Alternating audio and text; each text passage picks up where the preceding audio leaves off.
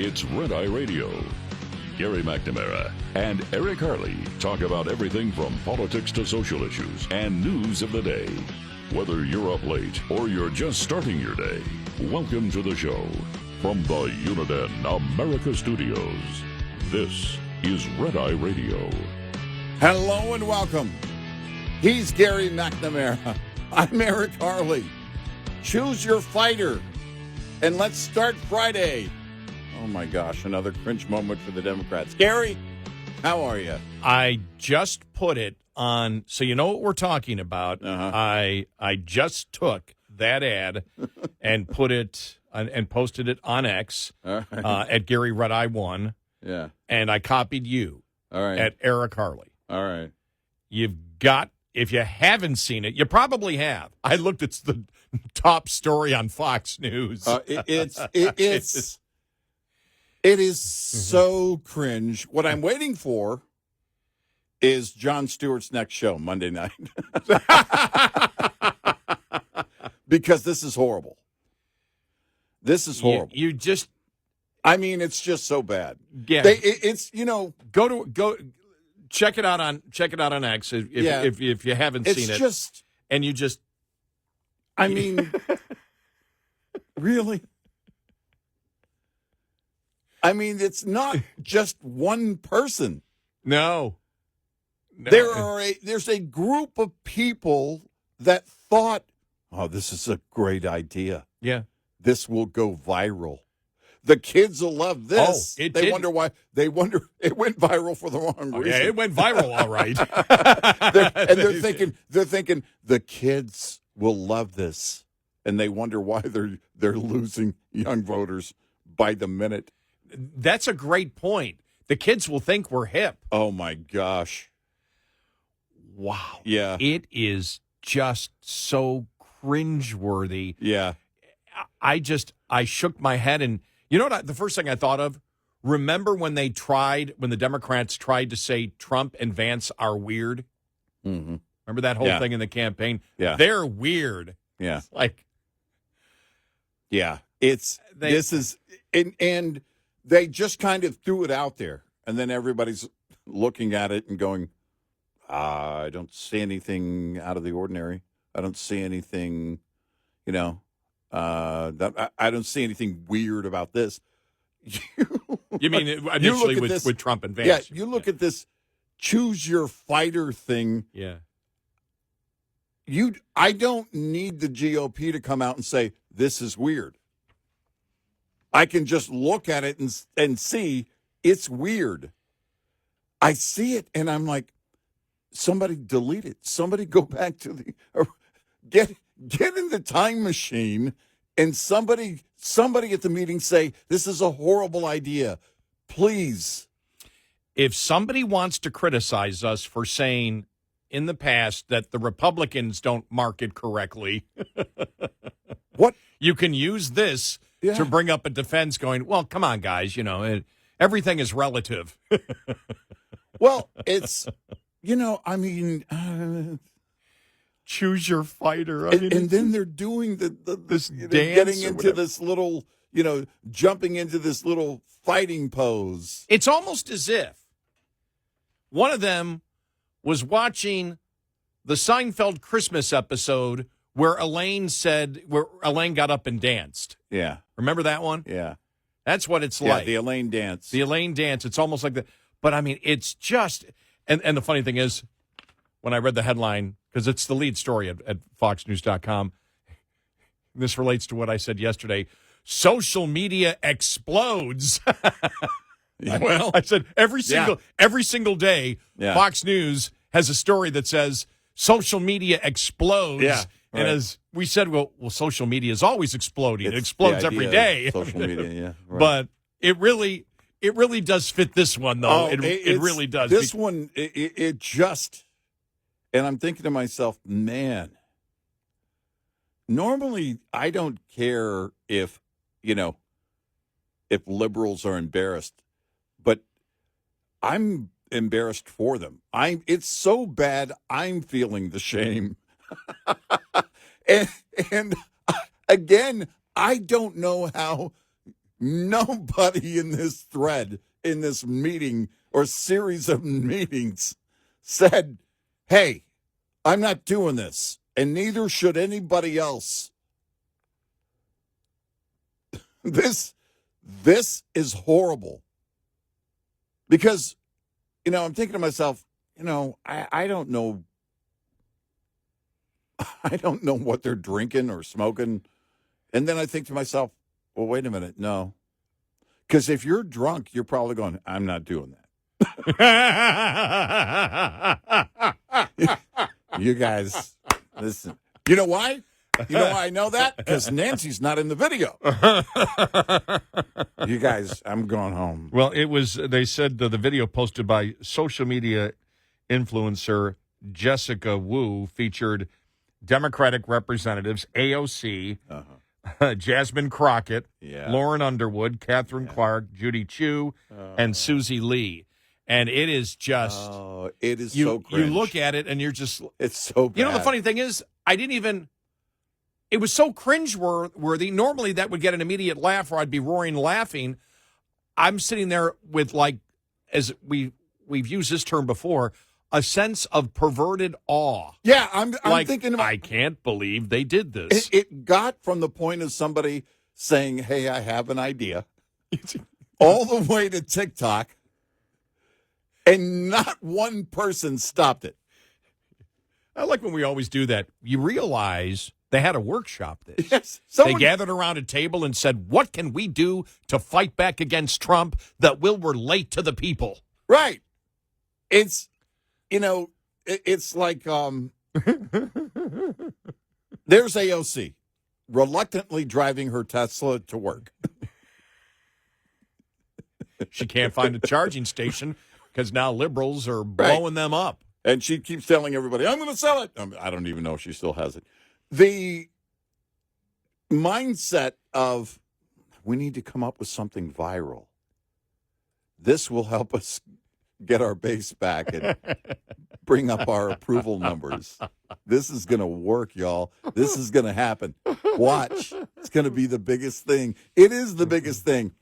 I mean, social media exploded. Well, the funny thing is... It's so bad. I will have an audio cut coming up here. Former Congressman Harold Ford Jr. Was saying that we'll have the audio later on. I think this is very close, paraphrasing here. The voices of the Democratic Party. Now some are my friends. They're the leaders in the House and Senate. They need to step down. We need new voices. Well, we just saw the new voices in that video. They're no better. Well, and I'm thinking to myself, too, I think yesterday when all this was coming down, I thought, you might have some other Democrats leave the party, not because of the radical values of the Democratic Party, but strictly because they're embarrassed to be associated with people like this. It's like, look, I agree with them on the issues, but this is just bizarre. They've had a horrible week. You look at the spectrum of where they were in 2008. Obama, the coolest person to ever run, the coolest person to ever become president. They were it was all this euphoria and everything. And they thought, oh, look, we're in like Flynn. We can do whatever we want. Then you fast forward to 2025. And the party just looks bizarre. It just looks bizarre. They don't know how to protest. They don't know how to relate at all. Are they thinking that the anger isn't working? I mean, not all of them, because, Al Green just the other night, right? That's, I'll shake my cane at him. That'll work. But he's destroyed the name of Al Green. I know. We're talking about the singer. Yeah. He's completely, he should be charged with defamation. Right.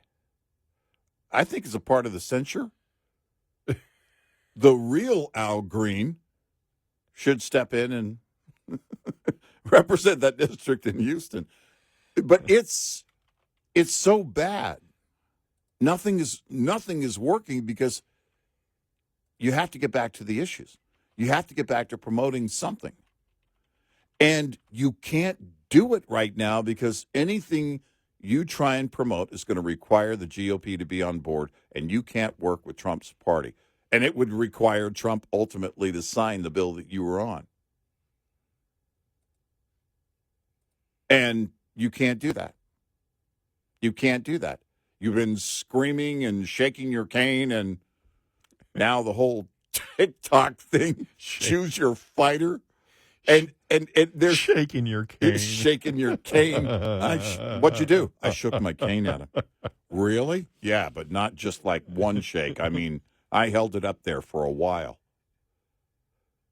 Did they tell you to stop? Yeah, they told me to stop. Did you stop? No, I didn't stop. What'd they do? Kick me out.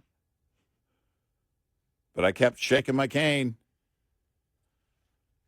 Shaking canes, isn't that a chicken place? That's not a chicken. That's not a chicken place. I'm reading here. The video was widely mocked by conservatives on social media, with many pointing out the Democrats' antics at Trump's speech to Congress on Tuesday. Joe Concha, thehill.com, Fox News contributor. Yeah. It's as if the party is trying to implode itself. You know what I thought? Yeah. I thought, who said it a couple weeks ago? It was a Democrat who said it, analyst, that said it's almost as if the Republican Party has all these plants and operatives inside the Democratic Party that have run for political office. They're really Republicans, and they're moles inside the Democratic Party. Wasn't it? Was it Carville who said that? Yeah, Okay. that they have. It must be because there are plants inside the party. Right. Because this can't be real. Right. They can't be this bad. Right. And our answer to Serpent was, yes, they can. Oh, yeah, they can. They can. I mentioned it earlier this week, but the younger class of the Democratic Party, they're worried about themselves. I mean, even Al Green, he's not necessarily the younger class, but they're worried right now they're only worried about raising their own profile. They're not in this to serve their constituents. They just want to go viral themselves. They want to raise their own profile so that, they can be a media star when they're done. That's their entire goal. And it's clear. So I'm reading here some of the comments. There are just some people who don't have anyone in their lives willing to tell them to stop. Yeah, right. And this one, dear God, American Majority CEO Ned Ryan posted on X, as if they couldn't get any lamer. Hold my beer and watch me release a stupid loser video and prove I'm even lamer than you thought. Oh, it's so bad. Marjorie Taylor Greene. It's so bad. Trump deranged Democrats released Choose Your Fighter skit after refusing to stand up and clap for a child with cancer during President Trump's address to Congress. Right. Democrats have sunk so low. Yeah. Right. That I actually start feeling sorry for them, pitiful. And remember, that's coming from Marjorie Taylor Greene. Yeah, right. No, I mean, for me, it was kind of the same feeling.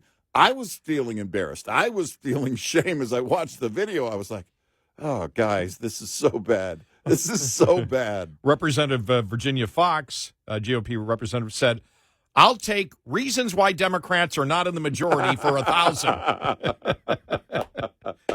Former Trump campaign senior advisor Tim Murtaugh, my God, who is advising the Democrats? I mean,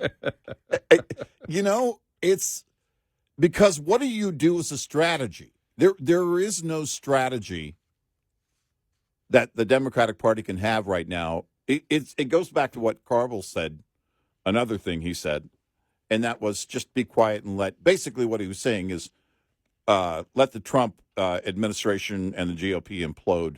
It's going to happen fast. Now, I don't think that. I just think that there's nothing that Democrats can do right now And the more they do, the more cringe they look, the more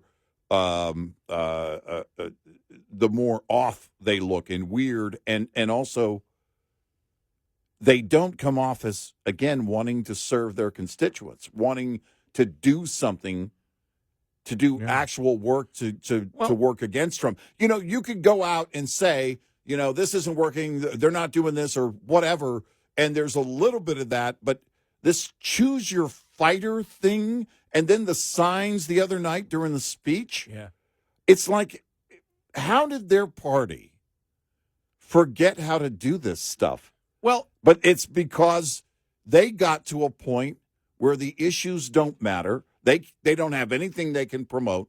So this weird stuff is all that's left. Not only that, a lot of Democrats hated it because they're livid right now. They don't want to see you dancing and having fun and going, choose your own fighter with something that's absolutely cringeworthy. Right. The Democrats are furious right now, and you're out there laughing and dancing like everything is just fine Great and point. dandy. Yep. It's just like Jasmine Crockett, you know, with the video where she was dancing, looks like with her aides down the hallway yesterday playing rap music behind it. You think any liberal who's furious?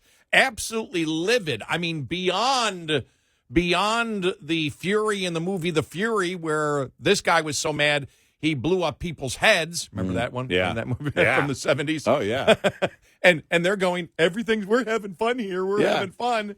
So Democrats didn't even like it. Oh, my God. And we can't play it on the air because it doesn't make any sense. You have to actually go. We posted it. You got to see it. Yeah, we posted on X. It's just at Gary Red Eye 1 and then at Eric Harley. Yeah. I reposted it as well. And okay, good. It's it's just you have to. Yeah. It's like wow. Yeah. 866-90 Red Eye. This report is brought to you by Shell Rotella. With advanced synthetic technology, is designed to help keep your rig running with more mileage and less maintenance. It's not always easy to spring back from the harsh days of winter to warmer months ahead. From de-icing chemicals to hidden debris underneath snow and ice, winter conditions can do serious damage to your truck. Here's a must-do maintenance check to help you minimize downtime and stay rolling. Have your batteries tested and inspect your electrical system for any exposed connections, wires, or butt connectors. Get any exposed components repaired immediately, as the acidic nature of highway de-icers will erode any exposed connections or wires in no time at all. Lines open for your calls. 866-90 Red Eye on Red Eye Radio.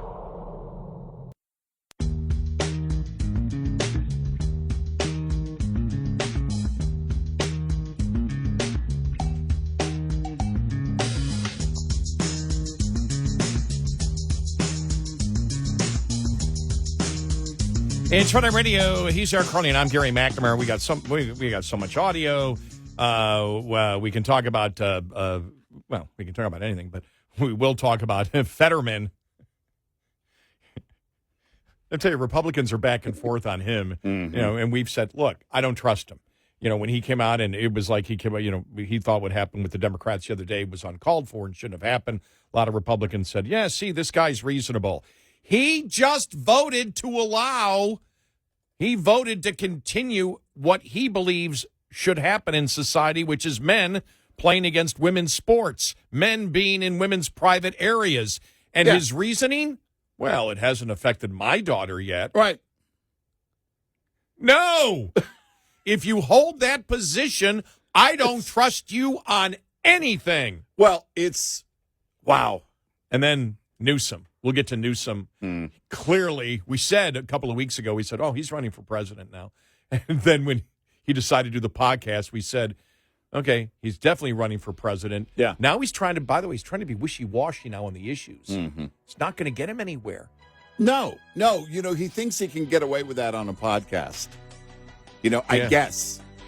But you're not going to get away with that. And his podcast has started. And we'll get to that and more all on the way.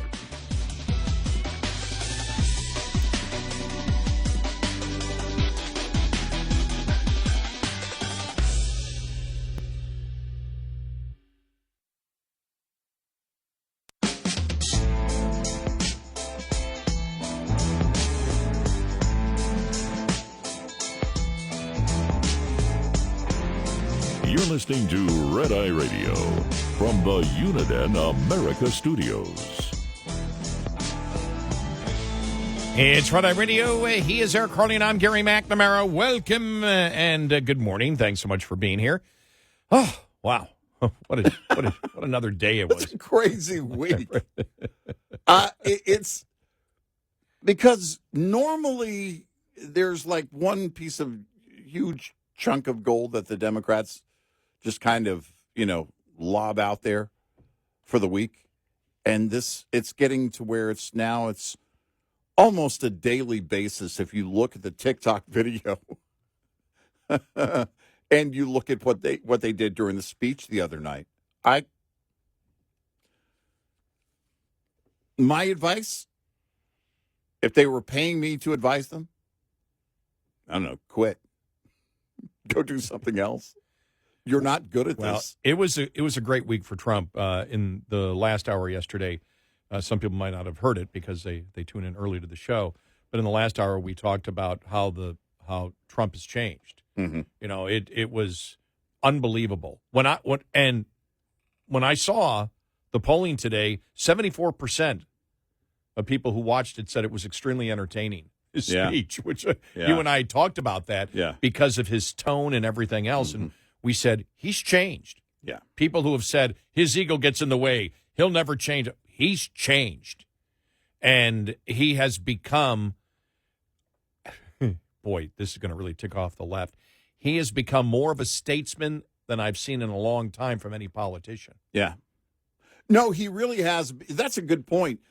Because everyone during his first term is, well, we need statesman, we don't like messy. Actually, you can have both.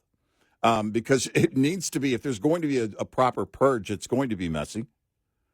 If you're going to, they used to, for Trump back in 2016, it was the whole drain the swamp thing, but whatever you want to call it. But this is really the effort is a proper purge. Well, I don't know what the end result will be. Hopefully it will mean that.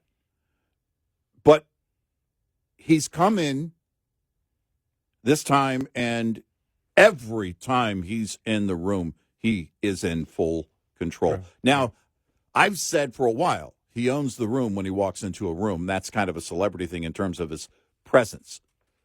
But on the issues, on leadership, when it comes to leadership, he's got the reins, and there's no question about that. I got an email because we really complimented the president for, the speech, mm-hmm. and got an email from a guy saying, but you've criticized him severely this week. Well, yeah, mm-hmm. We can do both. I can vote for somebody and look at what they were in the past and see what they're doing now and say, wow. Mm-hmm. They are doing great here, here, and here, and still to say they're absolutely wrong over here. Mm-hmm.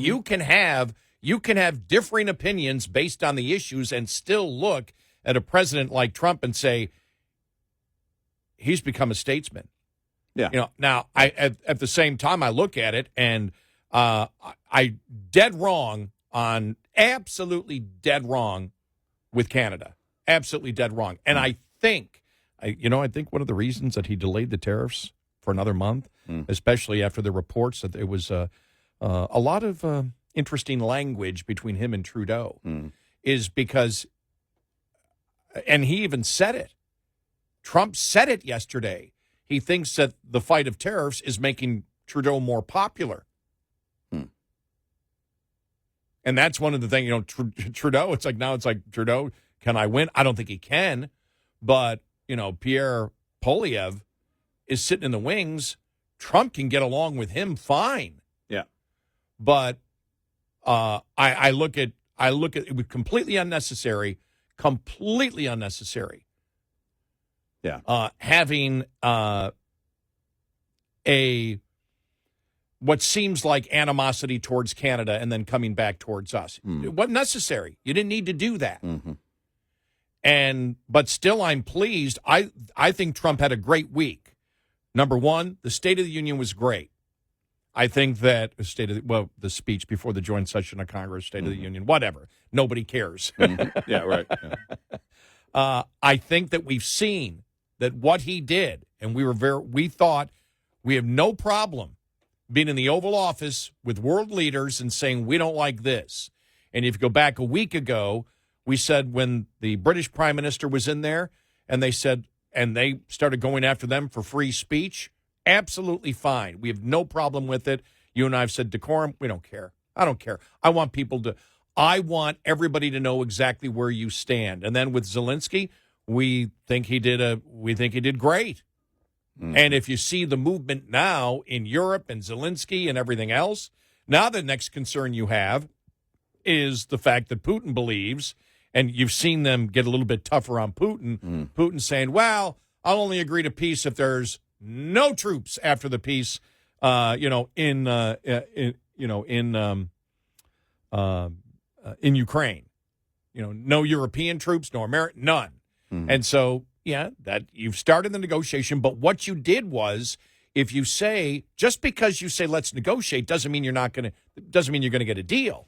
Yeah, right. But you attempt to get a deal, and if you don't get a deal, and the world sees that Russia doesn't want to cooperate and truly doesn't want peace, well, then you have the advantage because you've proven to the world they don't want it now. Mm-hmm. Doesn't matter what happened 4 years ago or 5 years ago. Right. You're the president now. Did you do something, and did you try your best to isolate Putin from the rest of the world, and at the same time, have that offer out there, align more with us and try to move them away from China. Right. Look, we said earlier in the week, it may not work. It doesn't mean that it's a bad goal. But you've got to you're going to have to lay down red lines, with Putin without question. Right. Just like you are with Zelensky. And I have no doubt from listening to the president's surrogates this week and even the president that, this isn't going to be a thing where Russia gets whatever they want. We're just trying to we get Zelensky. We can then approach and say, let's do a ceasefire and start negotiating and see where we go from that point. It might not work, but is it a bad thing to do? No, I don't see it. I don't see it at all. As long as you negotiate, as the president, I believe, wants to do from a position of strength. It's one step. Right. I think that bringing in the cabinet and limiting, okay, we're going to have the cabinet we're going to have the cabinet leaders. We appointed them on a lot of these jobs. They will make the ultimate decision. I'm not going to make the decision through you. They're going to make the decision through you because they know what's best for their department. Mm-hmm. That's a good thing. Right.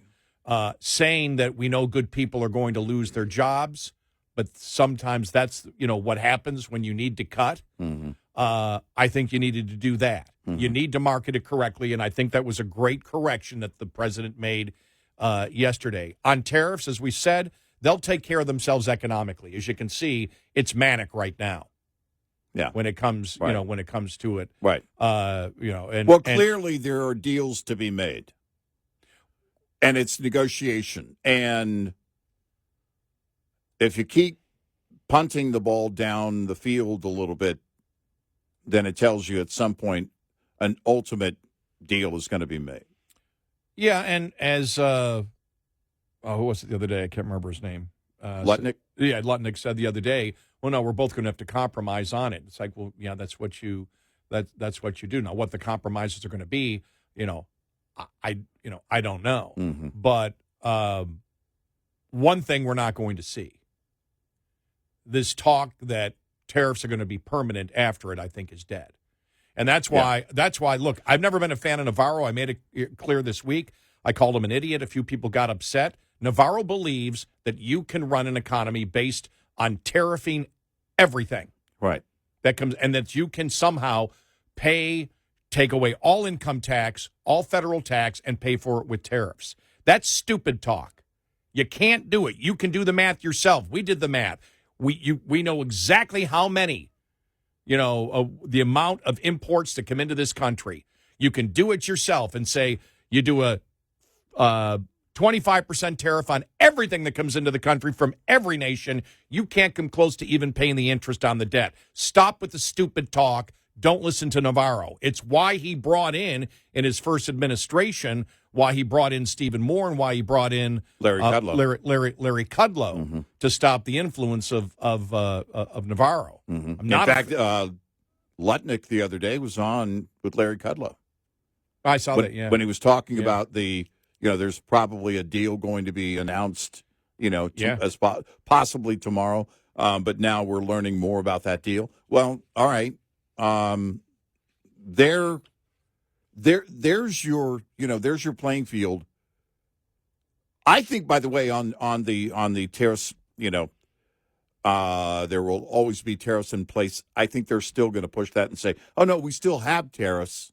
They're just not across the board. We negotiated for what we wanted. We got what we wanted, but there are still tariffs in place, but they won't be across. Well, they agreed to we'll give you a little bit over here to protect that industry, and we'll take a little over here, as they did with USMCA, but it was just a very, it was a trim. Yeah, enough to allow you to get away with a victory lap. Right. You claim victory. Right. You claim both sides claim victory, and then you walk away, and it's like, okay, fine. And as I said a month ago, this is going to take care of itself based on the economy and economics. And economics, when you raise the cost of doing business, no matter how, the consumer's going to pay for it. The reason, when they say foreigners pay for everything, well, then why did you then keep the car tariffs? Right. Why did you drop them? Why did you do another delay? If it's all beneficial and foreigners do it and there's no downside, well, you can't have it both ways because the president has made clear there is a downside to the American consumer. Dealerships are screaming. Yeah. Because they're saying nobody's going to buy a vehicle that's got 25% tariff on it. That kind of jump in price, these things will sit here. Yep. Because it's not like the thing with adding like technology or the eye candy on a truck or something like that, that can add to the cost of a truck. That's not what is happening here. It's the same truck it was before the tariffs, and now the price is 25% more. Yeah. So that's why it's not a big worry for me anymore. Because now, it's like, okay, he understands now, and he's said it a number of times. He understands it raises prices for the consumer. It's not paid for by foreigners. So we're getting those arguments out of the way, the arguments that didn't that didn't hold any water, that we were criticized when we said, no, the consumer pays it. You now know by what the president has said, he understands the consumer pays the tariff. Right. The American consumer pays it. And with the Atlanta Fed saying the first quarter will be minus 2.8% growth. The low job numbers that came out from ADP. Do we got the government numbers coming out later on today? That'll be later today. Yep. Yeah. You look at some of the economics over the last couple of weeks. It's not a time when you want to say, okay, let's put pressure on all of this by raising prices. Right. Whether you wish to say, well, it's not going to cause 25% inflation over a period of time, that doesn't hold water. If it increases prices at all right now, the public is so sensitive, it's not smart politics to do that. Except if you want to do it with China. Right. You can justify it with China, but in the polls, even before all of this, the American public was in favor of China for reciprocal tariffs, but not in favor of Canada or Mexico. Right. So I'm happy. I thought it was a great week, because they're making the corrections they need to make early. They're not letting anything get too much out of control. Tariffs maybe a little bit, but they can solve that problem. But with DOGE, don't be promising $2 trillion a year when Congress can't cut it all. Right. And allow the cabinet to do their whatever cutting they're going to do. Yes. Because the problem you're creating there is the rift. When you have whatever cabinet head come back and say, no, that's not going to happen, whatever DOGE is saying isn't going to happen, you can't have that. Because DOGE, for fiscal conservatives, DOGE still is a good thing. Yeah, absolutely. Don't spoil it. Right. 866-90 Red Eye. We'll be right back with more Red Eye Radio with Eric Harley and Gary McNamara.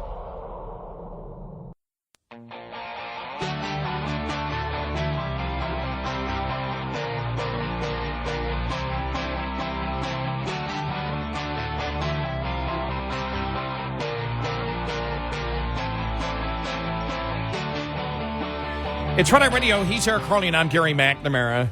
Well, without question, we now know Newsome is running for president. I don't know. I told you this in our pre-show meeting. Gavin Newsom, we're talking about, governor of California. He has a podcast now where he wishes to talk with people from the other side. But when it gets down to the issues, he's trying to ride this line. Yeah. And it's not going to sell. Right. I told you, I said, this may hurt him in the primaries.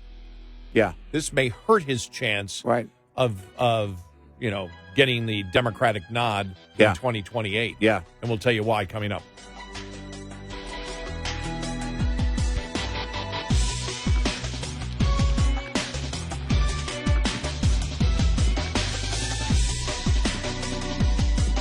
Top of the hour news is brought to you by House Products. Visit houseproducts.com. This is Red Eye Radio on Westwood One.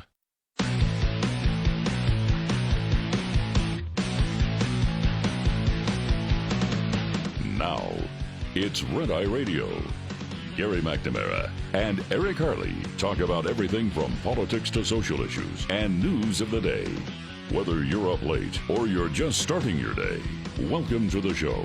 From the Uniden America Studios, this is Red Eye Radio. All across America, we are Red Eye Radio. He is Eric Carly, and I'm Gary McNamara. Welcome and good morning. Thank you so much for being here this morning. Happy Friday. Choose your fighter. Choose your fighter. Gosh, how cringe. I choose DJ Daniel. How cringeworthy. Yeah. Yeah. If I'm going to choose a fighter, there's my fighter right there. His father blasted Rachel Maddow. Oh, man. Yeah. Just blasted. Yeah, I loved it. I loved it. Blasted her. Yeah. Man, just unbelievable. And then you've got Gavin Newsom running for president already. And he decided to put together his podcast where, he's going to talk about all these particular issues. And he had Charlie Kirk on for his first podcast. And reading the headlines here, this is Fox News. California schools and families hurt by trans athlete participation denounces Newsom for enabling a crisis. On Thursday, some of those affected California residents watched Gavin Newsom admit on his new podcast that he believes transgender athletes competing in school sports is unfair yet justified allowing it to happen. Yeah, he didn't come out against it. Remember, he signed the bill in California. Right. He's trying to ride this fine line. He's trying to go back, as we said. He is trying, I believe he's trying to be Obama. Mm-hmm. He's trying to ride the fine line on this. Here's a little bit of the back and forth that happened. All right, here we go. You right now should come out and be like, you know what? The young man who's about to win the state championship in the long jump in female sports, that shouldn't happen. You as the governor should step out and say no. No, and I appreciate But would you do something like that? Would you say no men in female sports? Well, I think it's an issue of fairness. I completely agree with you on that. So that's easy to call out, the unfairness of that. There's also a humility and a grace, that these poor people are more likely to commit suicide, have anxiety and depression.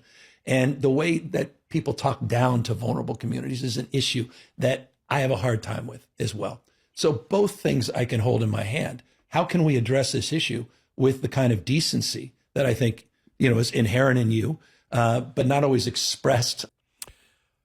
That's a line of horse manure. Yeah, it's garbage. Yeah, complete line of horse manure. You're for anybody horrible at walking fences, Governor. Yes. It's because you just pointed out a major crisis, and then you're doing what other liberals are doing. Basically, we shouldn't talk about it. Actually, if you're concerned about these individuals, there should be a serious talk about the major crisis that's going on that you just and others have pointed out. Well, he's making a false point. He's making a false point that almost every Democrat makes, which is, the way that the transgenders are treated and the there's no condescension. No. There's no condescension. You and I look at it and we say the condescension comes from you. If I was sitting there, I would have been tougher than Charlie Kirk. What are you talking about? You're riding the fine line here. There is nobody that's talking about the fact that there may not be mental concerns when it comes to suicide for transgenders. It's brought up on a consistent basis. Yeah. I've watched the hearings, and you have Republican senators and Republican congresspeople saying, what's going on? What do you believe here? To sit there and say, because if you sit there and say, as he did, and we have said the most amazing thing is the answers that Democrats give as to why men need to be in women's locker rooms, why men need to play against women in sports, because if you don't allow them to do that, and if you don't allow them, even as minors, to cut off their private parts, that they'll commit suicide. Yeah. I mean, that's what they're saying. That's right. The answer. So, yeah, it's unfair, but, and he threw the but in, he hasn't changed his opinion at all on it. He knows he can't, so he's trying to ride the fine line. Nobody's attacking the individuals. But this is where, again, so I like Charlie Kirk at times, and other times I think he jumps on something before the facts are in, but on other issues. But the fact is, I would have been tougher. I would have said, don't give me this. Don't ride the fine line here. It's wrong. You can sit there and say it's wrong to do this, and you don't sign a bill, and then you say we need to have mental health care. But if you say you need mental health care for people that are transgender, then you're discriminated and you're hate-mongering. Right. We know. We've been through this. We've been told. Watch Josh Hawley talking to the professor from Berkeley that says when you're asking generally what's going on here, you're being transphobic. You can't talk about it. Well, and if you talk about it, these people will commit suicide. It's the exact same premise. And she was saying, well, if you have any questions at all, you're part of the problem. Right. Contributing to the suicide factor. Exactly. And that's exactly what the governor's implying. Right. So the fact is, I don't care if conservative people wish to go on his show or conservative populist or whatever. Just don't let him BS like that. Call him out on it. This whole thing of, well, we want a friendly conversation. Not when you're full of crap. Right. When you're full of crap, we're going to call you out. Not for the pain. I'm not going to treat a Gavin Newsome who has helped to destroy the state of California and is one of the most extreme liberals out there. I'm not going to allow him to pretend that he's a moderate. And you and I talked about the same thing on Bill Maher. There seemed, we need to have civil talk, which means you really can't. No. When Bill Maher's right, I'll say Bill Maher's right. When Bill Maher's completely full of it, as he did, remember, what was it, 2 shows ago? Well, Donald Trump goes overboard, and Donald Trump says there are only 2 sexes, and that's where Donald Trump, why does it have to be one or another? Yeah. It's like, shut up. Yeah. Because scientifically, it's one or the other.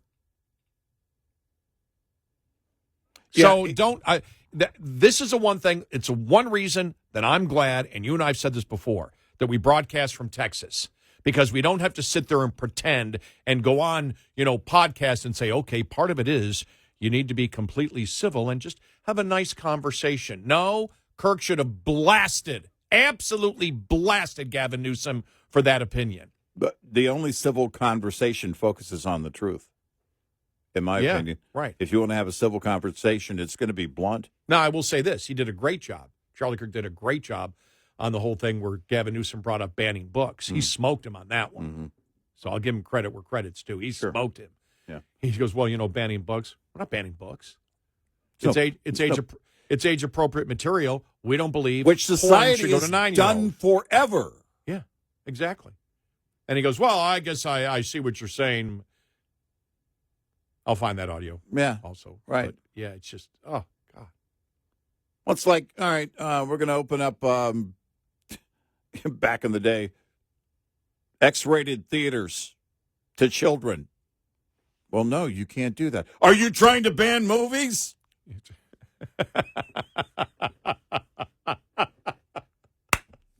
You're banning movies. You're banning movies. It has an X rating, and you're not allowing a 10-year-old to go in and see that X-rated movie. You're banning movies. You're for censorship. Right. I mean, there's your comparison. That's the liberals of today.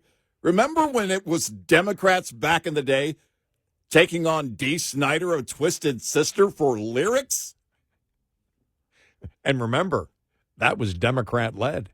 Now, I don't think, does Spotify give you, does Spotify or streaming put up, I've got one streaming service. I've never seen a warning.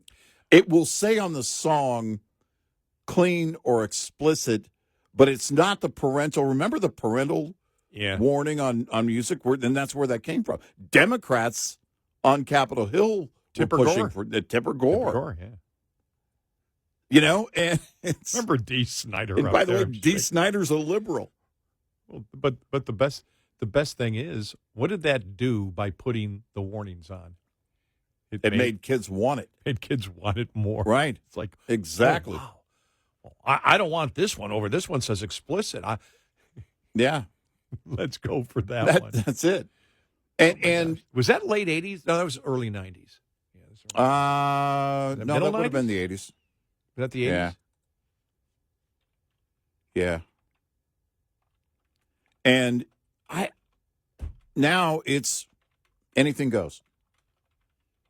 We're trying to teach the children. You're trying to ban books. No, we're not. We need to make sure that we teach children about porn. Yeah, exactly. You know, that's my moral position today. Well, when I was a kid, why are you afraid of children watching porn? When I was a kid, for those under 40, we had a class called biology. And when they started talking about, reproductive stuff, and we don't mean repurposing. Wow, that was 80, to be clear. That was 85. Mm-hmm. I thought it was in the 90s. Yeah, no. No, I think Twisted Sister was pretty much over by then in terms of, being actively on the charts by the 90s. Yeah. They were doing probably cruise ships by then. But the whole, and I'm not knocking cruise ships. That's 40 years ago. Yeah. That was 40 years. It Insane, seems like huh? It was yesterday. Yeah. Oh, I'm old. Right. The only criticism I have is D. Snyder didn't wear his makeup when he was on Capitol Hill. But I remember at school, if you were going to talk reproductive stuff, your teacher would send home a permission slip. Mom and Dad had to sign it. Oh, I can still remember sex education. Right. Was it 7th grade, 8th grade, 9th grade? Because it was in junior high, Mr. Alimo. Yeah. But he was so technical. It was like, he was doing it as a science teacher way, as we all giggled. Right. Yeah. He said vagina. Yeah. We all sat back and screamed, "We know!" And in fact, I remember my teacher. We know. Yeah. Mr. Morgan, he goes, "Okay, class, I want to discuss with you reproduction." And I said, "Yeah, what do you want to know?" It's permission slip. Are you kidding me? I don't think any kids left the room. You were allowed to. And you had to get a permission slip. Yeah. I never said it. I never saw any kids. Well, my mother had no problem with it because my parents had the books. Yeah. And we knew where the books were. But they had the books for us. So we could read it, the books on reproduction. Yeah. And they were books on reproduction for kids. So I don't even remember how old I was, but when they said, "Here it is, and these are books on how babies are made." Well, and the fact is they gave us permission, and still it was like I'd sneak down in the middle of the night, grab the book, and bring it upstairs. I still was embarrassed for my parents to know. Right. And they gave me permission. Yeah. And so it was like, oh, okay. Yeah. Yeah, whatever. And so by the time it got to that in science class, because it was done in science class. Mm-hmm. Yeah. It was so it's not a stork? Right. Okay. That makes sense because I've never seen a stork. Where's the bird? I've never seen the stork carry that, the bag thing. Yeah. It doesn't happen that way. Yeah. Because I was really, That to me was I don't actually even know where that came from, by the way. Neither do I, but I'm telling you, that was really more fascinating. So it's got something to do with the stork. So wait a minute. Am I part stork? I want to learn about that part of it. Oh, Why do we need a bird to? And that's kind of also scary. let's go from stork to sex education and science class to porn. Well, what if it's a fully mature American bald eagle? They have massive talons.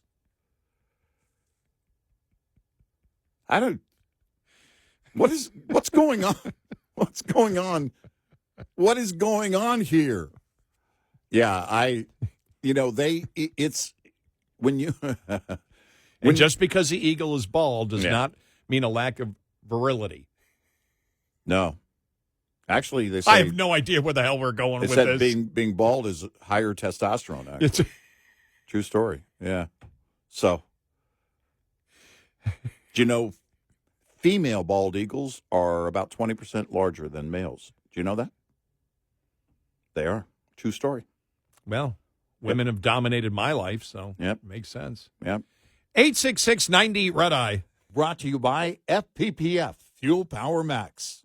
Owner-operators can save a hefty amount of money by participating in discount fuel networks. If you're leased and your fleet has a fuel optimizer program, use it. Such a program helps plan a trip based on fuel prices and locations in the carrier's fuel network. The larger the carrier, typically the larger the discounts that are possible. Fees for using such networks have become rare thanks to competition for drivers. Owner-operators are well advised, however, to pass up network fuel stops that are too costly, are too far off route, sell inferior fuel, or are dangerously or poorly maintained. For independent owner-operators, a bevy of fuel discount networks exists, from a variety of traditional fuel cards to the National Association of Small Trucking Companies network and the younger mudflap applications discounts at independent truck stops around the nation. Research the options and discounts available to find the right one for you. Owner-Operator Business 101 is provided by Overdrive's Partners in Business program. Go to overdriveonline.com to the Partners in Business section of the website for more details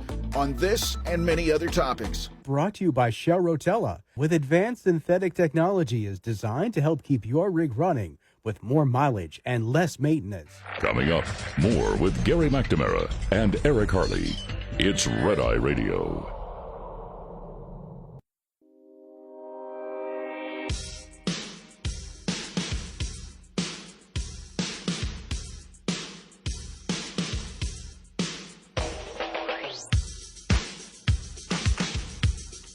It's Red Eye Radio. He's Eric Harley, and I'm Gary McNamara. Welcome and good morning. Our point before we got off on a tangent, and if you say you guys got a little weird, we'll simply suggest that you go look at the Democrat representative video yesterday. Yeah. And then say, compare it to that.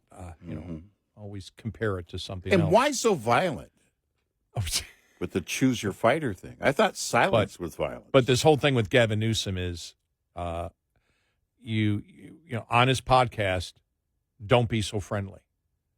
This is a guy who has helped to destroy the state of California. There's people that hurt because of the policies that he put in. Don't let him try to become mainstream because he's not. Go on his podcast. I want the debate going on back and forth. But go after him and be as blunt as the Trump administration is being now. Be as blunt as when you're on your own podcast by yourself. Well, his don't wimp goal, out when you right. Keep in mind that his goal politically is to soften his image and repair his image from the wildfires and everything else. Exactly, right? Yeah. This is his goal. It's the only goal is to prepare for what's next. And if you soften it, you're part of that. You're helping to build whatever image, comes out of this. Don't let him get away with it. Yeah, you shouldn't anyway. Yeah, I have no problem people going on, conservatives or Republicans going on his podcast at all. It's just blast him. Don't let him attempt to use you to soften his image that he is somehow a moderate, because that's his only goal. There is no other goal for this podcast. He could care less about having rational discussions with people on the other side, that's a load of horse manure. Yep. Complete garbage. By the way, Charlie Kirk did go after him. Hit the weak spot. I thought he should have been stronger on the one thing on the transgender, but Newsome said his son wanted to meet him. He goes, but he had to go to school. He goes, well, why not let him have off? You canceled school for ages for kids because of COVID unnecessarily. Right. Oh, my God, that was great. Yeah. So make sure you do it. Yeah. Make sure if you go on, blast them.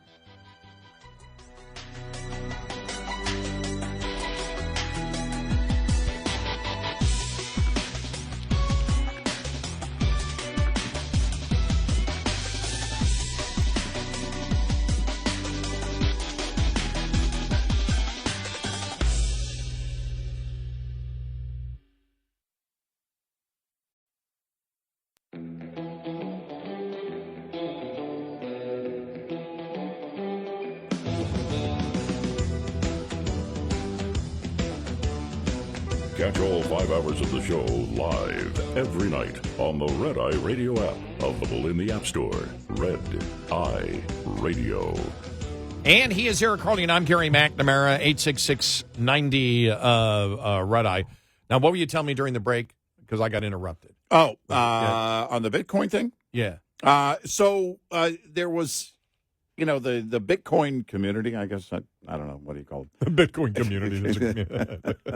Is that right next to the villages? Well, if I say the Bitcoin people, that sounds like a weird B-movie, horror movie, right? Mm-hmm. The big attack of the Bitcoin people.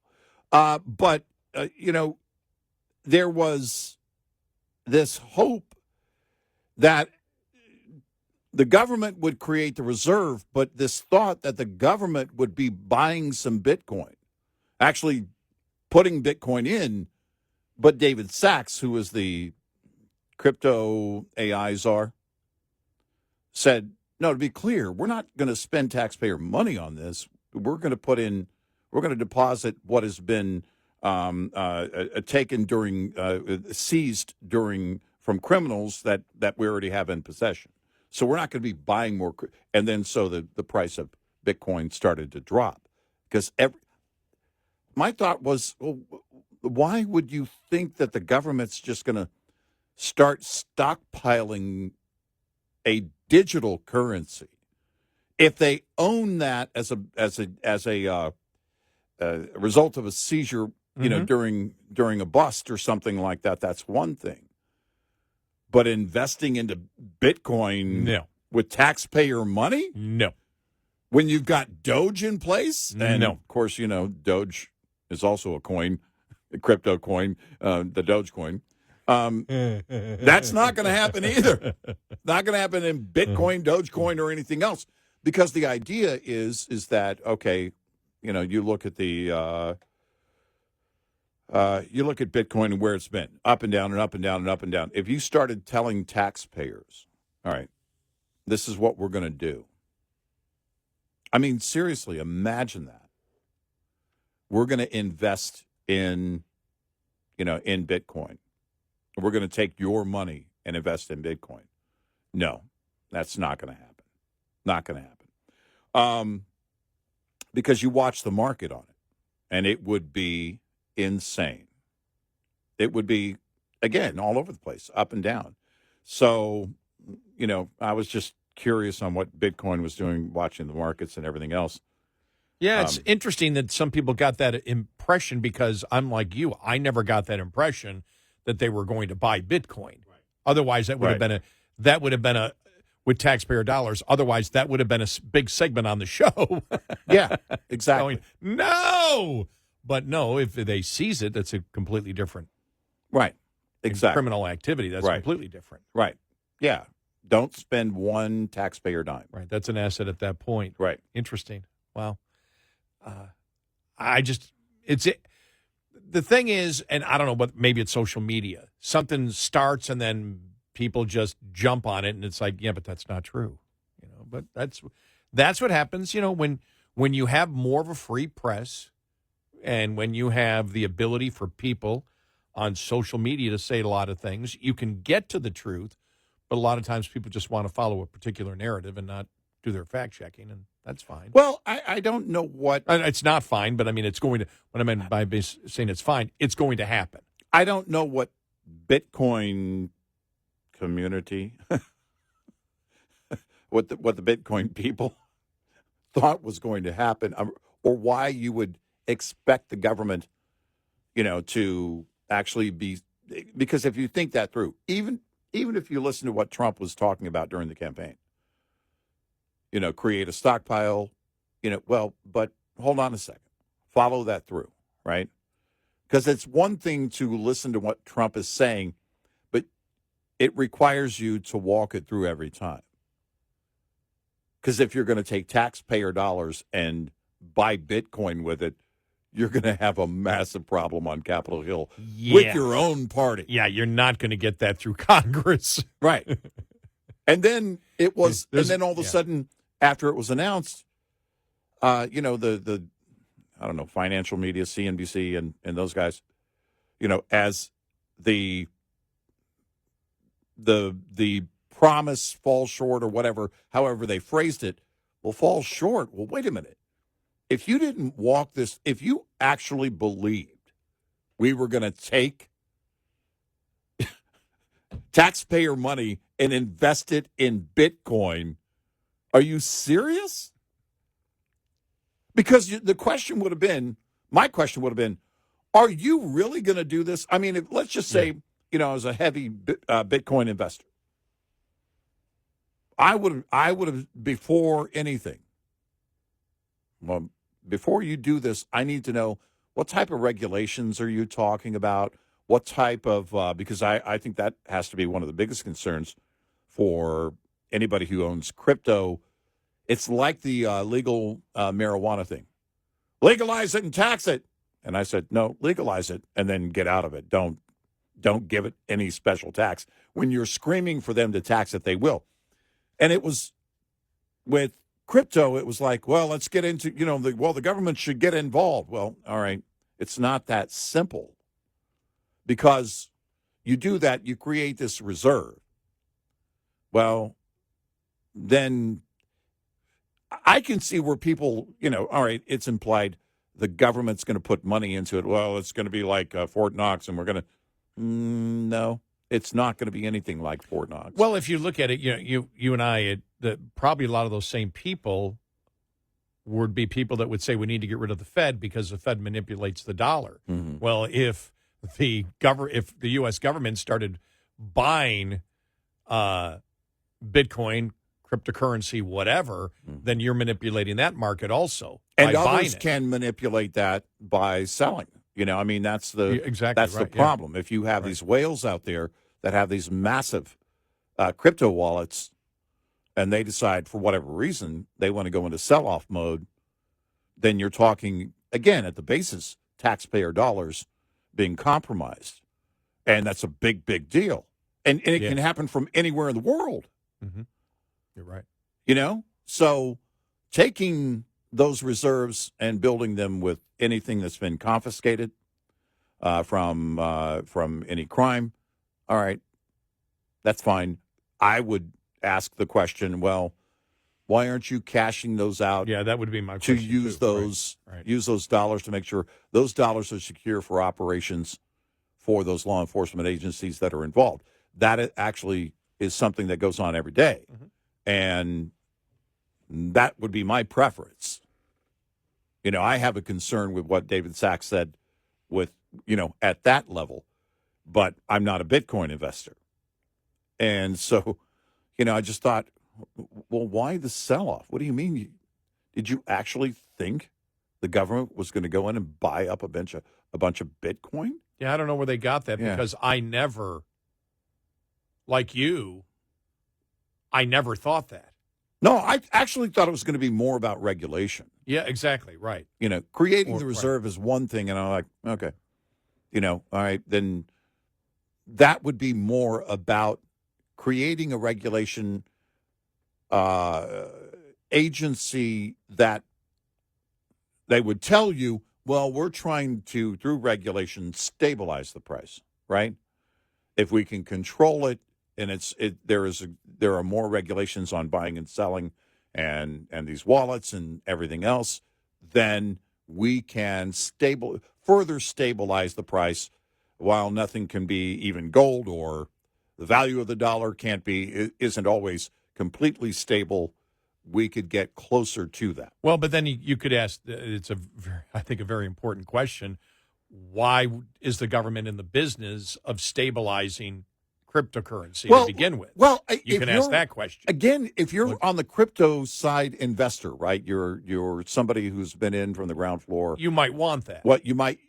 Or do you? My question would be, isn't the point of crypto, being, hey, leave us alone. This is going to be and if the private sector wants to accept crypto, as a currency, then, it can be involved that way.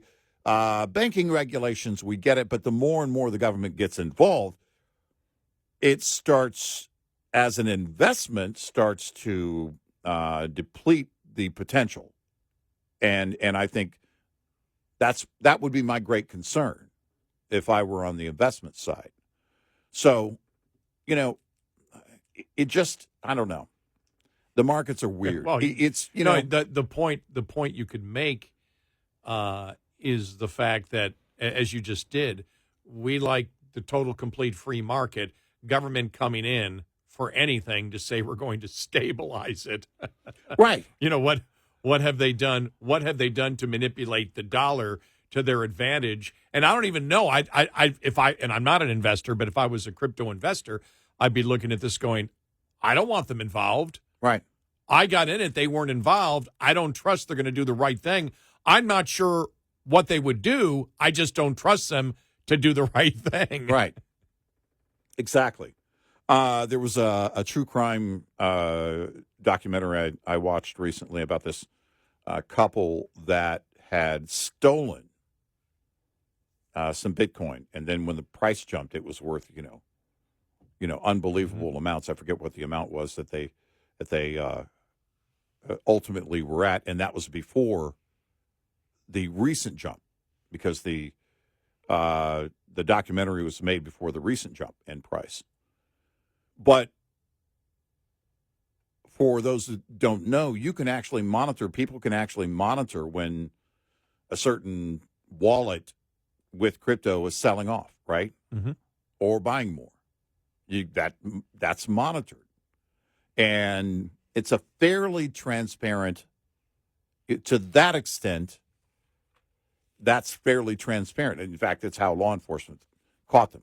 And once they found the key or the password to the wallet, they knew who they were dealing with. They had suspected this couple and been following them, and then finally nabbed them as a result of that investigation. The point being is that, to that extent, again, watching, what the value might do based on what one of the large wallet holders, a whale, is doing on buying and selling, people look at that as, do I need to buy or sell?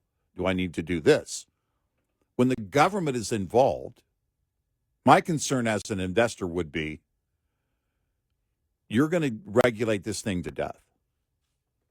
And you're going to regulate it to where, it's, all right, a digital currency. Well, technically I carry a card.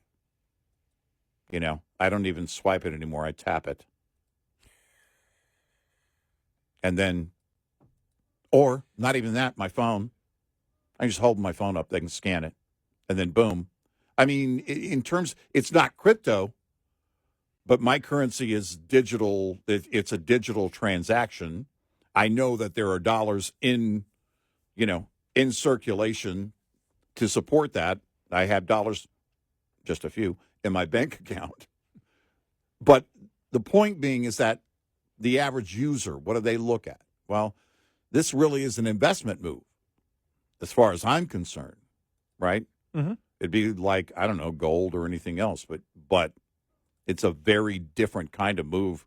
It's much different than gold and other investments. And now you're asking the government to get involved, which is, to me, never a good idea. It never ends up in a better place. I've never seen that happen. 866-90-RED-EYE. Get in touch with Red Eye Radio, toll free at 866-90-RED-EYE.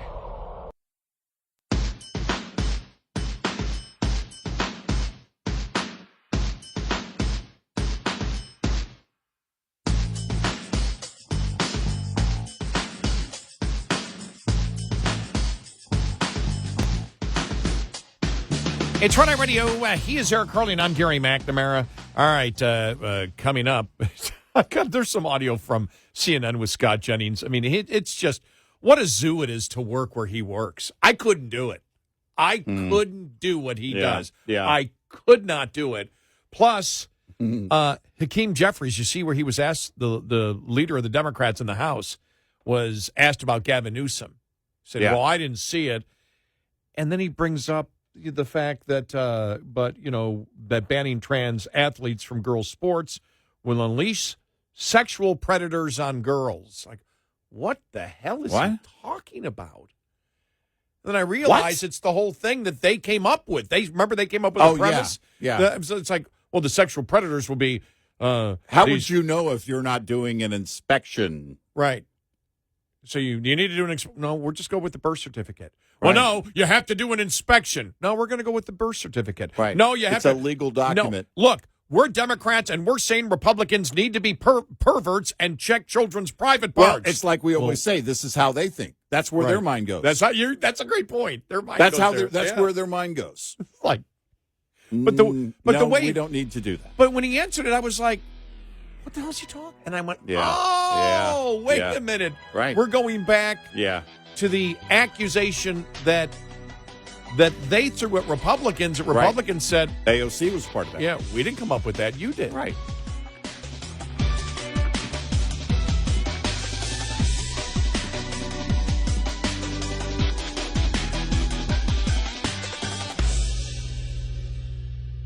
This is Red Eye Radio on Westwood One.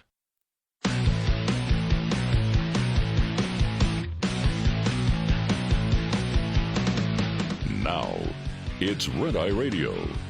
Gary McNamara and Eric Harley talk about everything from politics to social issues and news of the day. Whether you're up late or you're just starting your day, welcome to the show. From the Uniden America Studios, this is Red Eye Radio. All across America and around the planet, we are Red Eye Radio. He is Eric Harley, and I'm Gary McNamara.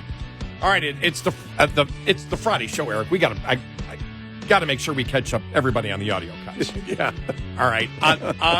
On the whole cringeworthy video that the Democratic female representatives put together. Choose your fighter. Choose your fighter. Which is, again, if you haven't seen it, probably most people have, but if you haven't, it's on, I posted it on X at Gary Red Eye 1. Eric has it at Eric Harley, and you got to see it. It doesn't do anything if we play it on the air. You've got to see. It's like if you know the Seinfeld episode where Elaine dances. Yeah. There's no way we could just play the audio of that. You have to see that with your own eyes. Well, this is Representative Marilyn Strickland, a Democrat, secretary of the Congressional Black Caucus, saying that, it's a real good idea. Got 7 million views, and this is yesterday, whatever. And this is Scott Jennings replying to her. And watch, after a couple of he gets a couple of sentences, and then you can see she's seething and then just starts talking right over him. Well, Donald Trump lies. I mean, it's just great. Here we go. All right. Time you do something creative, you're going to get criticism, right? But I actually applaud them for trying to do something different. And here's the reality. 7 million followers, whether you think it's cringe or you like it, we're on CNN on a Thursday night, and we're talking about it on national TV. But I guess my question is, to what end? I don't get it. Like, I don't get it. I mean, maybe you will get 7 million eyeballs, but what is the point? I am not accustomed to helping your party do anything. Yep. But let me give you some advice.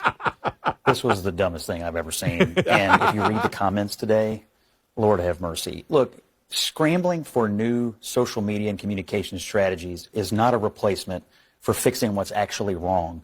Your party has a 21% approval rating right now, congressional Democrats. Well, let's talk about fixing what's wrong. Donald Trump is doing nothing for the American people. He has a 50% approval rating. But he's doing nothing for the American people. And so he's not lowering the cost of living. Advice he tells lies. Fix the policy and leave the gimmicks behind. Yes, and let's. It's so bad. I know. It's so bad. You know, you go back over the years of what Democrats have done. Remember when they built a fake Coliseum for Obama? Oh, in Denver. Yeah. Remember that? Yeah. And I was like, well, I'm glad I didn't go to that event because I'm a Christian and I wouldn't want to get eaten by lions. It was. Well, Obama wants to be an emperor. Yeah, exactly. He doesn't want to be in a democracy. Right. Yeah. And Trump is the dictator. But, by the way, I like doing that. I like going into character. Right.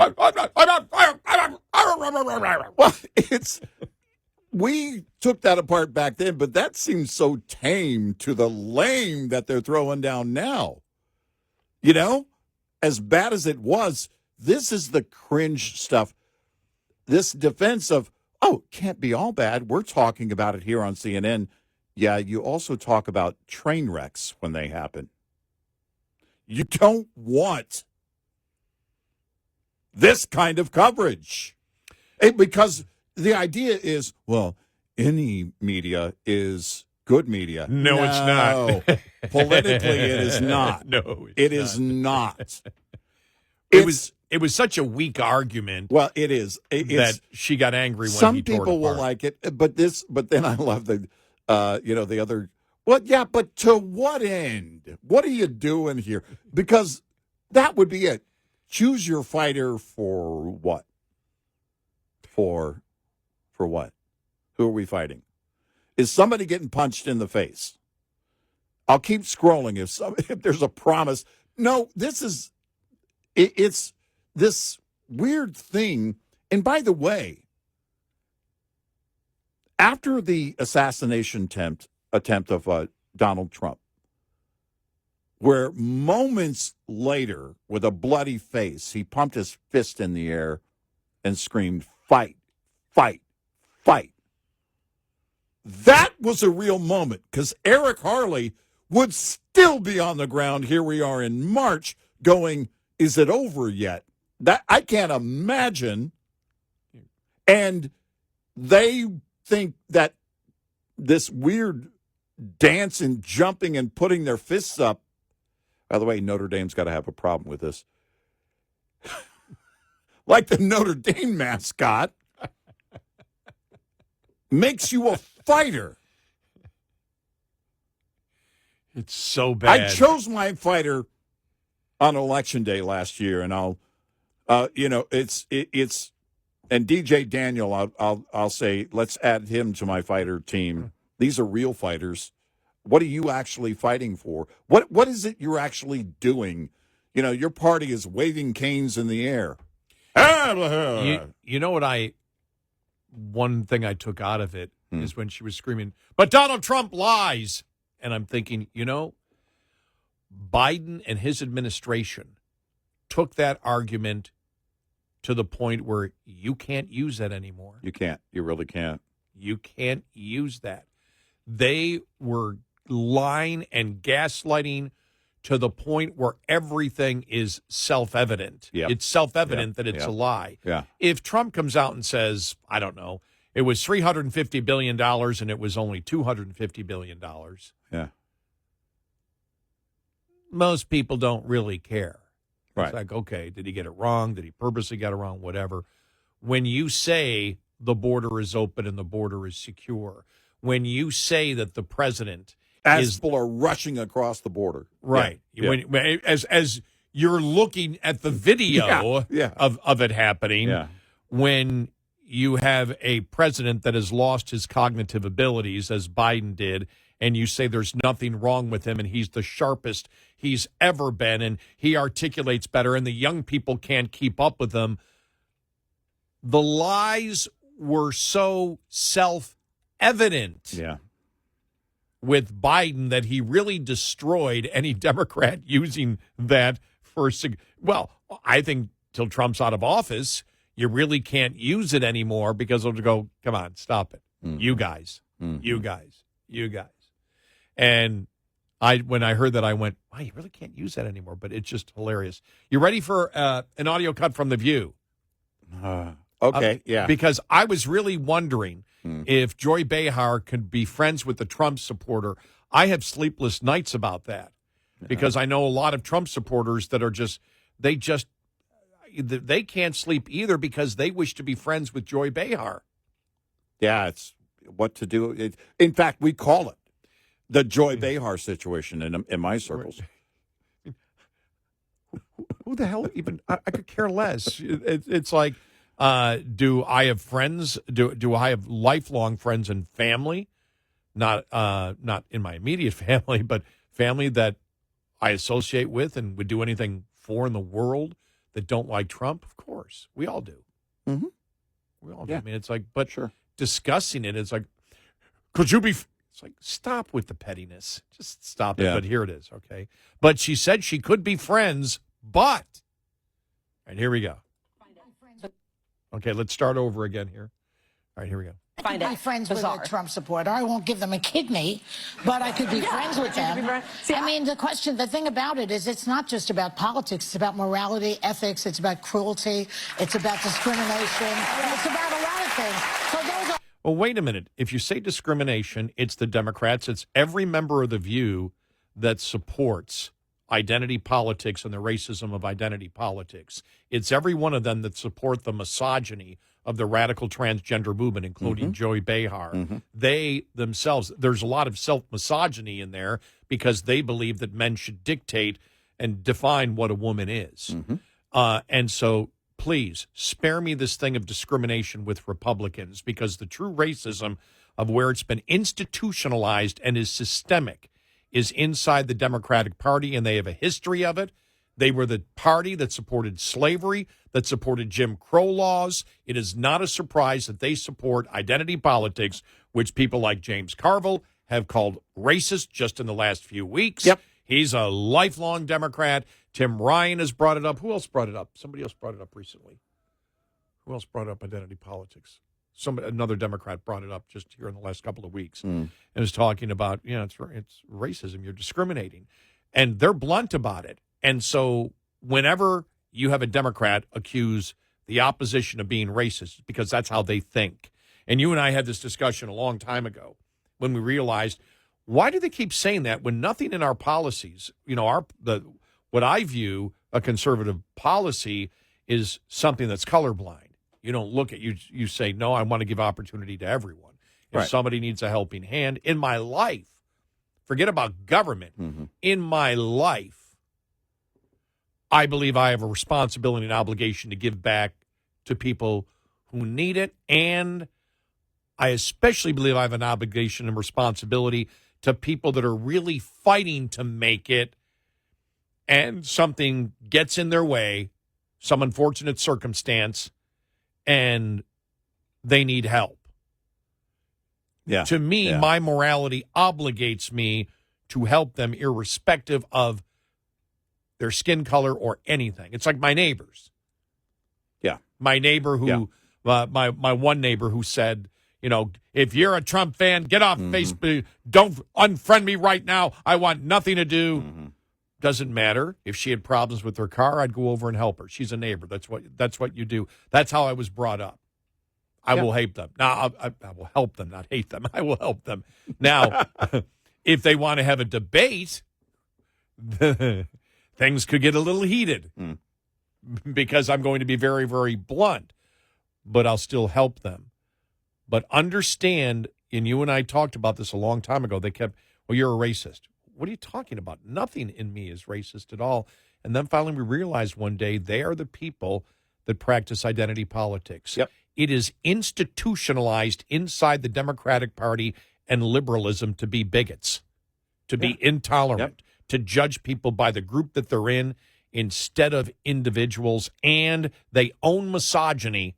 They own the hatred of women with the radical transgender movement. So please spare me anything that somehow liberalism is about morality and ethics. Right. and non-discrimination, because it's the complete opposite, and it's acknowledged by people that are being intellectually honest in your own party. Yep. I think that's the key. Where they have the holes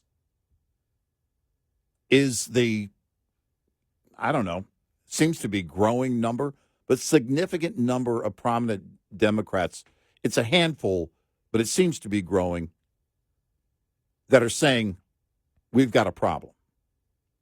Yeah. We got a problem with all the cringe stuff. We got a problem with identity politics, because at the basis of all of it, you look at this really stupid TikTok video.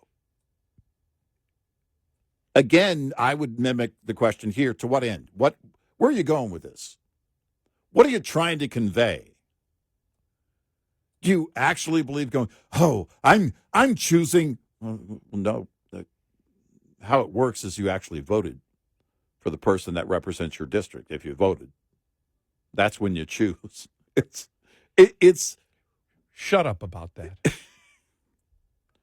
Look, we know, Gary, that Crockett's district, your district, Just so people don't know. Jasmine Crockett. And just so people understand that in 2023, because of redistricting, is when I went from a Republican congressman to Jasmine Crockett being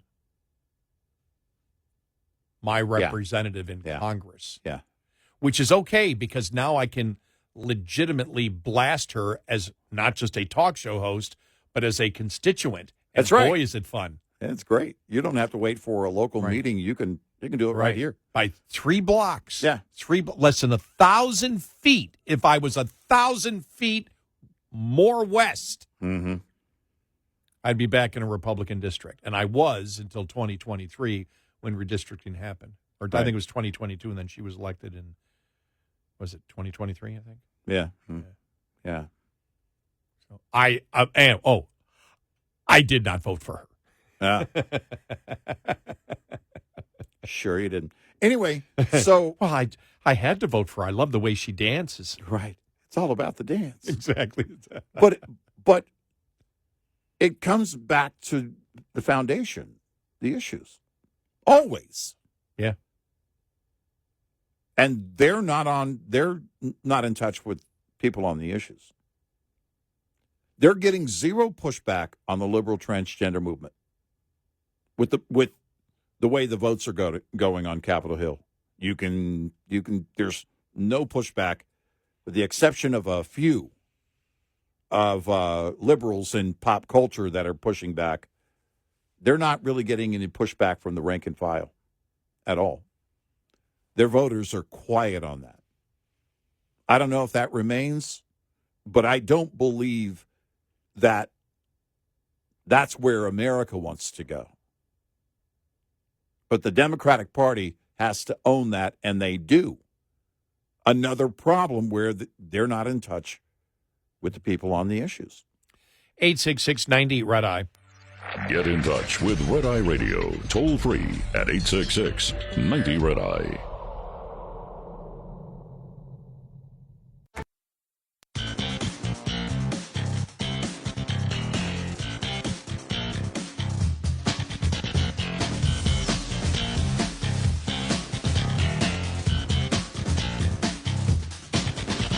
It's Red Eye Radio. He is Eric Harley, and I'm Gary McNamara. Just trying to get through audio cuts because it's a Friday, and we want to make sure we get everything stupid or ridiculous or actually interesting that has been said over the over the last 24 hours or so. And I want to play more. This is CNN talking about. It says Gavin Newsom breaks with Democrats on trans athletes in sports. That's not true. No. He didn't. No. He didn't say, I never heard him say, no, I would not sign that bill today. He simply said, I believe it's unfair, but. Yeah. And here's some of the back and forth. Van Jones and Scott Jennings and the crew here. I think this whole revolution of common sense idea that Trump is pushing, this is the issue that maybe people associate with it the most. Because if there ever was an 80-20 or a 90-10 issue in America, it's this one. I mean, President Trump had the young athlete at the State of the Union the other night who'd been really injured in a volleyball game over it. I saw people posting video of that horrific injury, and I still saw liberals on social media laughing at this person's misfortune. And so I think the Democratic Party is torn up about it, but the American people aren't. Trump used it to political advantage, but then they expected him to do something about it, which he has done. If Democrats don't get on the right side of at least one 80-20 issue in America, they're going to lose again in 28. I think the one thing about this issue because you ask yourself, why are Democrats sticking by this? I think that it was a huge victory for them because they know it's BS. They know a man can't be a woman because a man says so. They know. They all know. Every one of them knows. But the fact is, if they believed that they were able to push this narrative that was not based on science, was not based on anything except the, ridiculous narrative that men can be women because men say so and should compete against women and should be. Think about this. When you and I were talking about the Charlotte Observer actually writing the editorial that young girls should get used to male genitalia, you and I like, what the hell world are we in? Right. But they were pushing this. And remember, in North Carolina and in other states, they got sporting events banned because you were a bigot if you were a girl and thought, I shouldn't have to be exposed to male genitalia. Right, yeah. They thought that if they could push this, there isn't anything that they couldn't convince the American public of. Right. And if they lose this, they realize it's going in the opposite direction.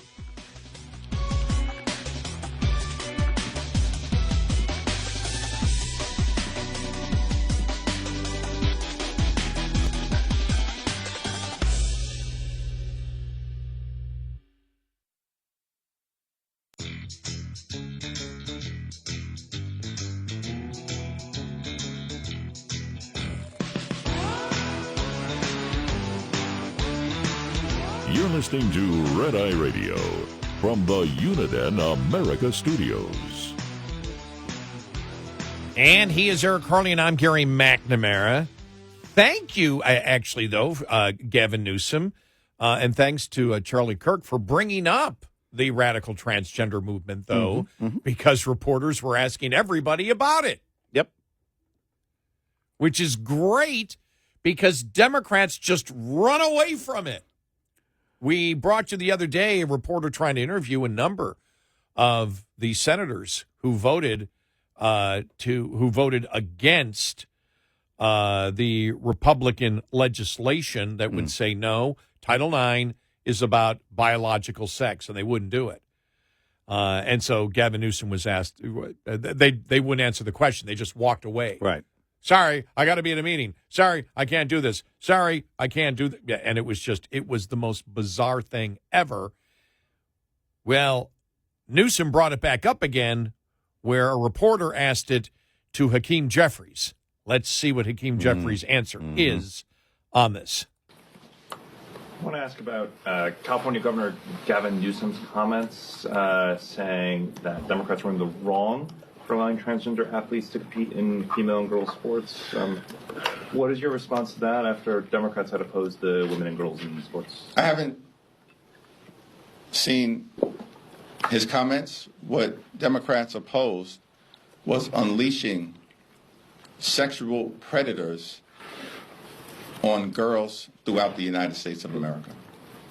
And you say, what the hell are you talking about? What? What are you talking about? The opposite is true. Yeah. What do you? And then it was like, oh. He's getting back to the AOC thing that she claimed. He's getting back to something that Republicans have never argued, Republicans have never said, ever. Yeah. The Democrats came up with it and said, all right, let's create the narrative that if you want only women to play women's sports and men to play men's sports, then the sexual perverts of the Republican Party are going to inspect their genitalia beforehand. And that will be required, and that's the only way. Right, and that's the only. There is no other way. Birth certificate. And the response was, no, we're okay with the birth certificate. It's a legal document. You guys may want to get into this perversion, but we don't. We're a birth certificate. Interesting that's the first thought that came to your mind. Yeah. And, it's how they think. And so he's still bringing it up. Yeah. They have no answers at all. This may be my favorite one, though. This was on Jesse Waters as he had his reporter out there. This is confronting Representative Stephen Cohen, the Democrat, okay, on this issue. Okay. So listen to how he attempts to ignore it. Here we go. Congressman, how are you? Okay, thank you. Congressman, why should men be in women's sports? Shorts? Sports. Why do you think they should not be in shorts? He pretends he doesn't, that he's saying shorts instead of sports. He knows exactly what's going on. Right. They can think about this. Can you imagine being in Congress and voting for a particular bill and not being able to explain it to a reporter, not wanting to explain it to a reporter, running away from it? It's the most bizarre thing I've ever seen. It's like, we stand this way. All right, we want to ask you a question. No. I'm not going to answer questions, or I'm going to pretend I don't hear it. Or if you ask the question, my answer is going to be something that the opposition has never, ever said, that we came up with it because we can't defend where we stand. At least say something that's would be obvious. We're protecting women by doing this because they won't have to get involved in sports anymore. Right. Fewer injuries for women. Sports-related injuries will drop dramatically. Because, you have a much less chance of hurting yourself vacuuming. That's just a back and forth motion. Right. Doing the dishes. Now, cooking gets a little dangerous. Cooking gets a little dangerous, right? We advise that you wear gloves. Right. And look, since you're going to be in the house and everything else, you may drop something on the floor. Make sure we want you to wear shoes. Yes. Sports-related injuries. We're concerned about that. Great. Yes, we've taken that away. Women, there's no need for you to hurt yourself playing a game. We men are going to take care of you. That's right. And you're welcome. Right. I mean, if you're going to do it, I know. Own it. Oh, I'd have so much fun being a fake liberal. I do like it, though, because you started hearing it again yesterday after the whatever the hell that was, that the dance routine that all the women choose your fighter, choose your fighter, whatever. But I still, because you're hearing it more, it's like serious. I mean, because Carville said it a couple weeks ago. Seriously, I believe it has to be the Republican Party is actually putting moles inside the Democratic Party. These people that are being elected to Congress over the last couple of years are actually Republicans. They look so bad they have to be Republicans. Right, and they're Republican plan. This is a CIA Republican effort to put agents in there that are really conservative. Why? Because nobody could be this stupid. Now, the only thing is, if you believe that, and a Democrat, that these people must be moles because nobody could be this stupid, well, remember, they were promoting the things that got them elected and through the primaries by Democrats. Right, exactly. Can't have it both ways. Yeah, I'm sure it's hard to recognize your own party if you're somebody like Carville. Because he's the guy that would write the rule book and the playbook for them years ago. Mm-hmm. Well, come on, James. That playbook is so outdated. Nobody wants to hear that garbage from back in the day. So here it is. Here it is. Fox News carrying it. Hakeem Jeffries again claims banning trans athletes from girls' sports will unleash sexual predators on girls. Jeffries repeated the unsubstantiated argument that the Defending Women and Girls in Sports Act would have unleashed sexual predators. He made the argument the day the House voted on the bill on January 14th, joining AOC and others. The argument prompted a harsh backlash among some registered Democratic voters and was not repeated leading up to the Senate's vote of the bill on Monday. But Jeffries raised the argument again when asked about Gavin Newsom's recent comments about transgender athletes in girls' sports being unfair. As we just played for you, he said, I haven't seen Newsom's comments. What Democrats oppose was unleashing sexual predators on girls throughout the United States of America. When Jeffries and other House Democrats pushed the argument in January, it was not rooted in any language within the bill or rooted in anything that any Republican had ever said, ever. Right.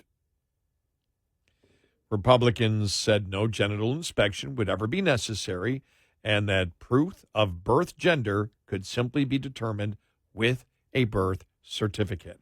Yeah. When the bill reached the Senate earlier this week, not a single Democrat voted in favor of it, including Fetterman. So let's stop. Republicans, can we stop with this? Well, Fetterman may be more reasonable. If you vote this way on this bill, it's impossible to be rational on anything else. I don't trust you. When Fetterman said, well, my daughter hasn't been affected by it. There's so few people affected by it. My daughter hasn't. What he's saying that something is absolutely immoral and would be viewed a few years ago as a sexual crime, exposing yourself to women in their locker room, and they did it by executive order to change the meaning of Title IX and biological sex. And sorry, when Fetterman had that excuse yesterday or the day before, whenever it was, sorry, you're as radical. Because when you hold that, I don't believe anything else that you say. Nope. I don't believe anything else. And for that argument, my daughter isn't affected. Are you kidding me? Well, there was an assault that happened, but didn't affect me, so assault should be okay. That's right. Yeah. What the hell? Yeah. These people are nuts. A number of crimes. Yeah, that crime has never been committed against me or my family. That's a stupid argument. And it's a radical position, which makes you a radical. Officially, you're fighting for it. You're on their team, to be clear. Democrats are standing strong on this. They're saying no, because somebody might want to inspect their genitalia, and that cannot happen. We only want young people to be able to view porn, but we hold the line at porn. Right. But nothing below the age of 3. Because that would be wrong. What sick perverts. Really. Yeah. They're sick perverts. This is how really they think. are. That's where their mind goes first. Yeah. Yep. That's what you come up with as your defense. Wow. Well, it's right in line with all your other beliefs and what you're fighting for. Right in line. And again, we pointed out over the years, you have to listen to them and what they're accusing the other side of. Because that's how they think that's what they're doing. Russian hoax. Who actually got the Russian on their team to create the Russian hoax? The basis of it was a Russian national. Yes. And it was the Democrats who did that. Iggy Danchenko. Democrats hired Iggy Danchenko to help write the dossier in a drunk fest where they came up with all these salacious things that Trump did that were all made up, and he was paid by Hillary Clinton and the DNC. Yeah. And he's a Russian national. Exactly. Yeah, Trump is working for the Russians. Everything, anytime they're accusing the other side, you need to look into that. You need to, because it's uncanny how many times it comes back at them. Boomerang accusations. And there's a bunch of perverts are going to be out there. Really? Let's talk this whole perversion thing and what you guys want to put in front of 5-year-old eyes. Right. And then what you claim then, in order to defend it, is that there's going to be book bans implying that adults, that we're going to censor what adults can see, and that's not the case. Right. It's simply age appropriate, and you purposely lie about it, as Gavin Newsom did. Mm-hmm. Yep. With Charlie Kirk, by saying, well, you're banning books. We're not banning books. Not banning books. It's age-appropriate material. You're using an argument that you can't win. And that's the thing about, Newsom doing the podcast thing, is that he's going to be blasted. Because he can't win on the issues, and you cannot ride the fence on these issues. You can't do it. Nope. We'll see where this ends up for him on the podcast, but I think it will hurt him in the primaries, because if he's trying to ride the fine line on something that is absolute dogma of the Democratic Party, they can't explain why. They can't really explain why they want men to play women's sports. They run away when you want to put them under cross-examination, which is, okay, you're an elected representative. Tell us why you did it. No, I got to go. I got to go here. No, sports? Shorts. You said shorts. Oh, yeah, you said shorts. No, I said sports. Shorts. No, they shouldn't wear shorts. That's so lame. I know. That was as bad as the dancing. I was going to say, actually, it makes that lame response makes the choose your fighter look more tame. I know. 866-90-RED-EYE. Coming up, more with Gary McNamara and Eric Harley. It's Red Eye Radio.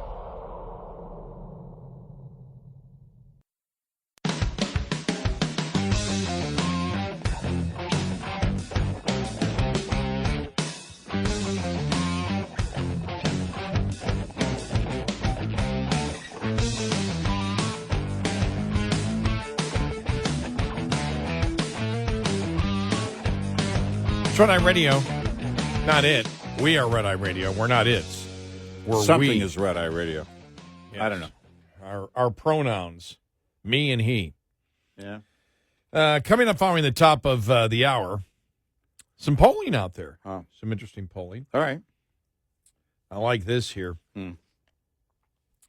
Representative Kevin, is it Kelly or Kiley of California, is asking the FBI to look into California's high-speed rail project, which is already facing a compliance audit from the Department of Transportation. He says no rail has been constructed since the project kicked off 17 years ago.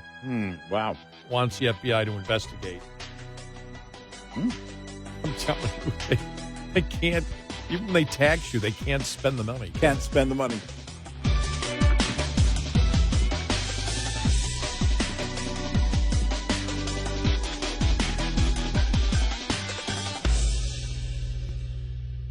This is Red Eye Radio on Westwood One.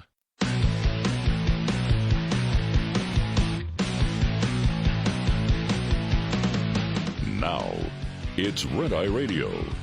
Gary McNamara and Eric Harley talk about everything from politics to social issues and news of the day. Whether you're up late or you're just starting your day, welcome to the show. From the Uniden America Studios, this is Red Eye Radio. All across America, we are Red Eye Radio. He is Eric Harley, and I'm Gary McNamara. Hi. I'm laughing here just reading headlines, and not Babylon Bee headlines. I'm just reading different headlines. I went to Real Clear Politics, and I was just looking at, because we do it all. You and I do it all the time, because it's Real Clear Politics is a great place because they print both, conservative and liberal editorials. Yeah. And so you can very, very quickly see what's going on through the day and what the so-called opinion makers are thinking, or politicians, whatever. So I'm just going through yesterday's headlines, okay? The left's journey into the political wilderness. That was Joe Concha from the Washington Examiner. Mm-hmm. Can a political party have a personality disorder? Now, this is not the Babylon Bee. These are real headlines. Yeah. Roger Simon from Substack. How I'm standing up to D.O.G.E, Representative Ro Khanna.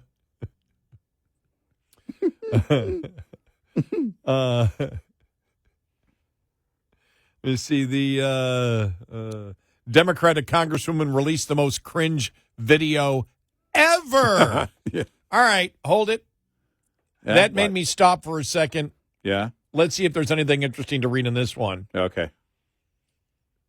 It can't be easy striving for relevance as members of a political party so far out of the mainstream that they can't even golf clap for a cancer kid getting his presidential Make-A-Wish moment on national TV, or for the widow and daughters of a slain veteran.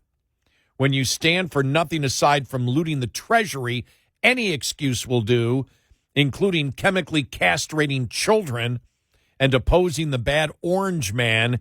You've got to figure out ways to distract the American public from your complete moral vacancy.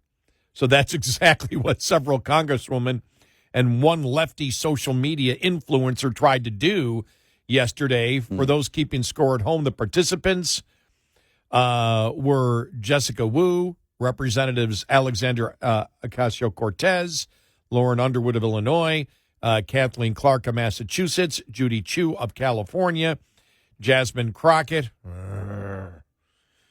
my congressperson. Your congressperson. From Texas, and She Susie Lee from represents Nevada. you. Hey, I had nothing to do with it. Blame the redistricting a few years ago. I used to be in a conservative district. No. You're not now. I just love this so because I said that it goes, but this? Did they have to do this?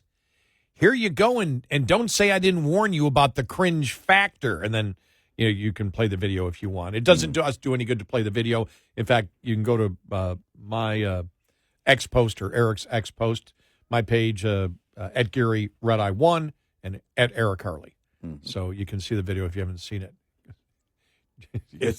He goes, is there anything, excuse me, if there's anything both stupid and attention whoring going on anywhere near Congress, it's a safe bet that Crockett's fingerprints are all over it. Yeah. Give the ladies a small amount of credit because for the last 19 seconds, you probably forgot all about the various Democrats and the Democrats scrolling through their mentions while the decent-hearted 80% of the country was getting all misty-eyed over the look on DJ Daniels' face when President Donald Trump made him an honorary Secret Service agent. Earlier today, Hakeem Jeffries and the Democrats will keep pushing back at Trump and the Republicans with righteous indignation. So he just goes on and on about how just ridiculous it is. But if you're looking for he's going through everything. He's doing references of plays and stuff I don't know anything about. So, but yeah, I just had to read that. But let me see. Dem's biggest problem is that they are out of touch and uncool. Biden business goes bust. That's on Hunter Biden. You see, he actually told the court, nobody is buying my paintings. Apparently, they never had any worth. Yeah, he says that as if he's surprised. I can't sell these paintings. I can understand because nobody, not even the Saudis, will pay me a dime for my golf game. And they're paying everybody else.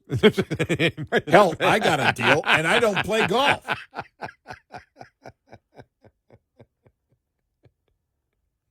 God.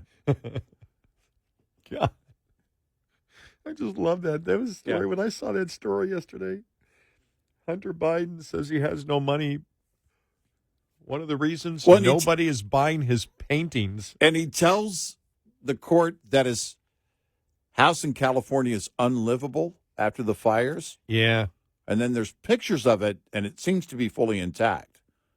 So I don't know what the details were in terms of how he defines unlivable or if an insurance company deemed it unlivable. But if you're telling the courts it's unlivable, because you're saying you're broke, and apparently it's a $3 million home. If it's unlivable, do you mean it's basically totaled? It's a total loss. And if that's the case, you probably should present the court with some insurance documents to show that. Oh, my gosh. And then John Nolte on 538. Mm-hmm.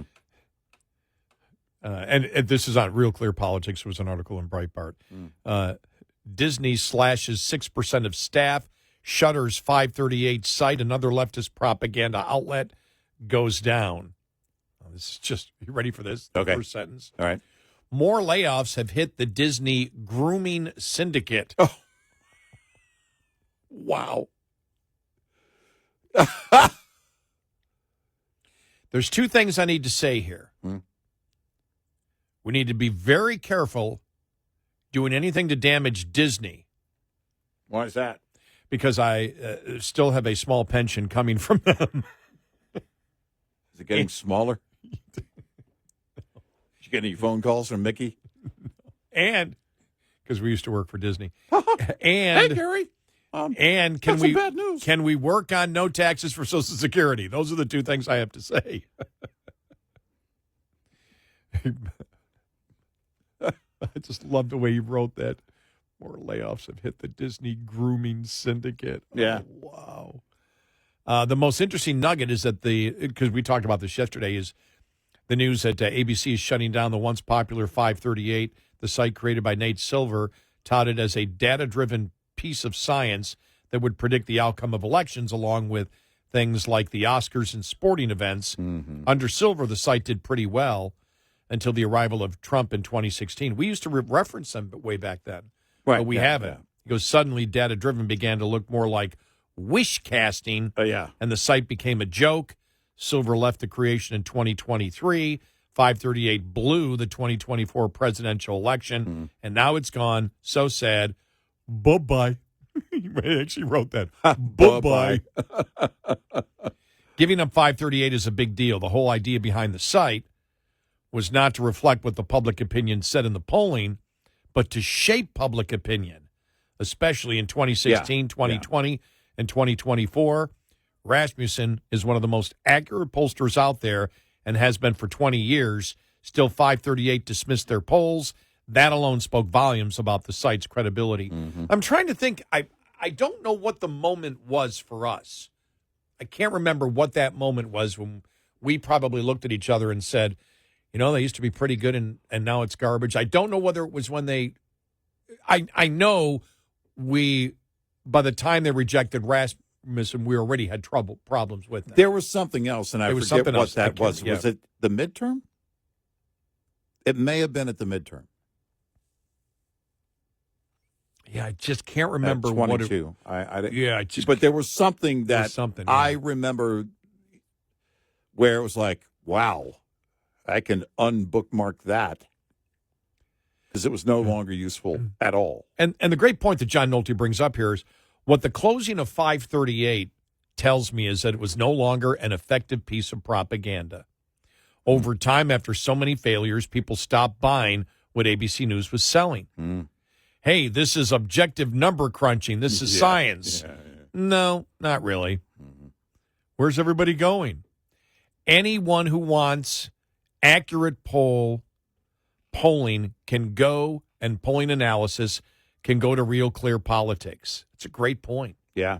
RCP doesn't tweak the numbers, seeking to demoralize Republicans. Real Clear Politics reports the numbers, aggregates the averages, and gets it as right as anyone can. Why do I call shuttering of 538 a big deal? Because we defeated 538. New media's commitment to accuracy stomped that propaganda outlet over and over.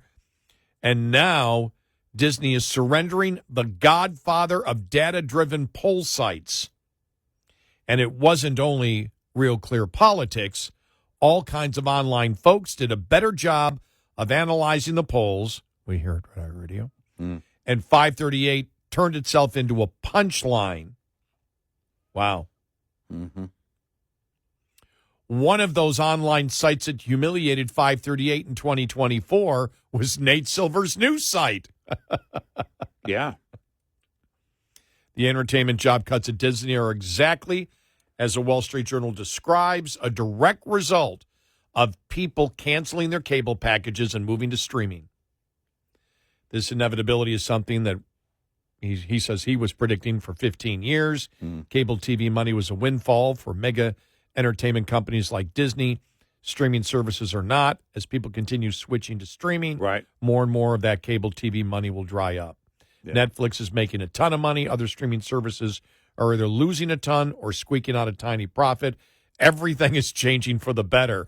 The less power these monsters have, the safer we all are. Look, everything has changed. You know, you and I said this a few years ago, and we got pushback. For the last 2 years, we really didn't. But even back, you know, when we got to 2022, looking at 2024 was like Republicans can't win because of the media. Right. And we said, nope, that's not the case. It is not. The media is not what it was when I was a youngin'. It wasn't just ABC, NBC, CBS. Before television, right. Yeah, it's... Idiot. It's... Before Jasmine Crockett was born. Back when, radio stations first signed on. But... Me and Marconi. Yeah, exactly. Hear ye, is how every talk show started. The British are coming. Go ahead. Exactly.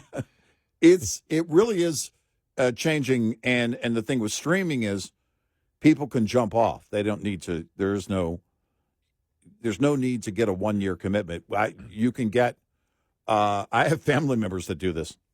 Now I jump on this streamer for a month after a show has come out because they're back to releasing shows on streaming weekly instead of an entire season coming out at once.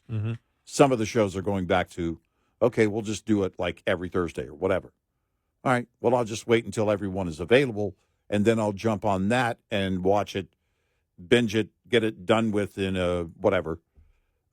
within 1 month, and then I'm on to the next streamer. And that's the problem the streamers are having, is you can't keep people loyal because the content's all over the place. Disney tried to do this by bringing in, basically acquiring everybody. Marvel, the Muppets, Star Wars. You know, they did. They got all these properties thinking, we'll own all of these. You know, there was a time when Comcast, looking ahead, wanted to buy Disney because they wanted the Disney catalog. The Disney's plans were already, in effect. And the problem is you still, even if you own all those content, those properties under one roof, still hard to get people, to sit still for a moment, right? And also, if you've got another agenda going on, you're going to have a number of people that say, I don't think I ever want to do anything associated with them. Would you say that people are a lot more sophisticated knowing when there's an agenda now than they were maybe 15 years ago? Yes. And you know what? They're not. It's not like a protest. They're not going to post anything about it. They're just gone. Most people don't speak out at all when something like that happens. They just move on. A friend of mine asked me the other day, where's this going to go? Because the media is no longer powerful. Where does it take elections? And I'm like, I don't know. I don't know. I just don't know because what we see, and I love what we see. And is there, if you go on X, for example, is there a bunch of things that aren't true? Yeah. But I can figure it out very quickly what's true and what's not, and so can everybody else. Yep. But it is about all opinions out there. And it has taken away the power of the legacy media, the legacy liberal media. It has. I mean, it really has. And so you see 530. If you would have told me probably 5 years ago that 538 would be gone, I'd say, no, they won't. Right. But they destroyed it. Yep, they did. They completely destroyed it. They really did. And he makes a great point. They weren't doing analysis. Nope. They were doing propaganda. Exactly. 866-90 Red Eye. Brought to you by Hot Shot Secret. Hi, I'm Jen Loomis, a transport safety expert at J.J. Keller, and I'm here to share a tip on speed and space management. In order to manage speed, you need to understand the 4 factors involved in stopping a vehicle. Perception distance is the distance a vehicle travels from the time you see a hazard until your brain recognizes it. The perception time for an alert driver is approximately 3/4 of a second. Reaction distance is the distance a vehicle travels from the time your brain tells your foot to move from the accelerator until your foot hits the brake pedal. The average driver has a reaction time of 3/4 of a second. Brake lag distance also needs to be taken into account. When operating a vehicle with air brakes, it takes about half a second for the mechanical operation to take place. Finally, braking distance is the distance it takes a vehicle to stop once the brakes are applied. Braking distance is affected by the weight, length, and speed of the vehicle, as well as road condition. This tip was brought to you by J.J. Keller and Associates. Visit us at jjkeller.com. Get in touch with Red Eye Radio, toll free at 866-90 Red Eye.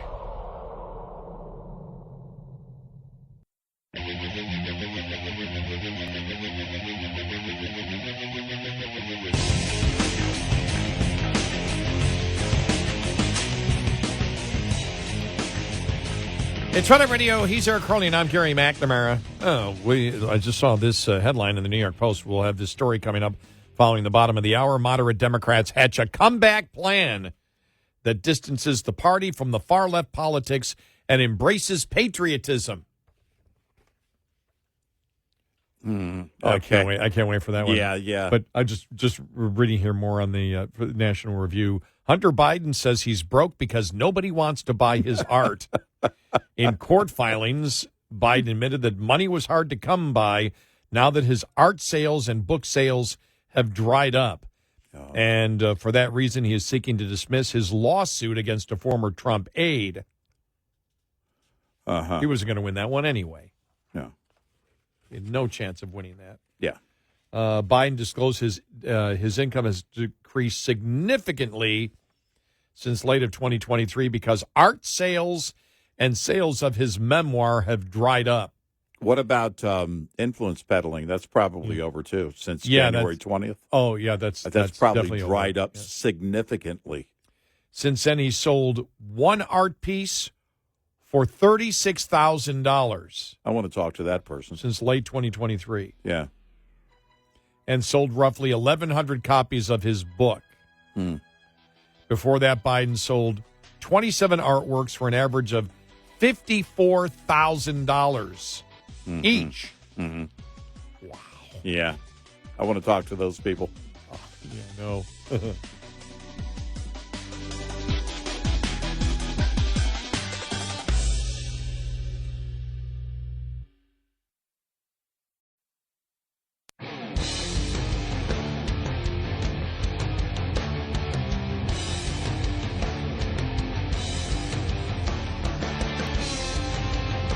Catch all 5 hours of the show live every night on the Red Eye Radio app. Available in the App Store. Red Eye Radio. And he is Eric Carly, and I'm Gary McNamara. Oh, welcome and good morning. So just reading more of this. I was going to stop because I don't want to. I don't want to be. Thing? Yeah, I don't want to be accused of piling on. By the way, but why not? The one piece of art that nobody bought was called Cocaine Left Behind in the White House. Nobody bought that. See Trump last week? I know who left the cocaine there. Yeah, I love that. Hunter. Yeah. Did you see the AI thing between him and Zelensky? It's totally AI. It was fake.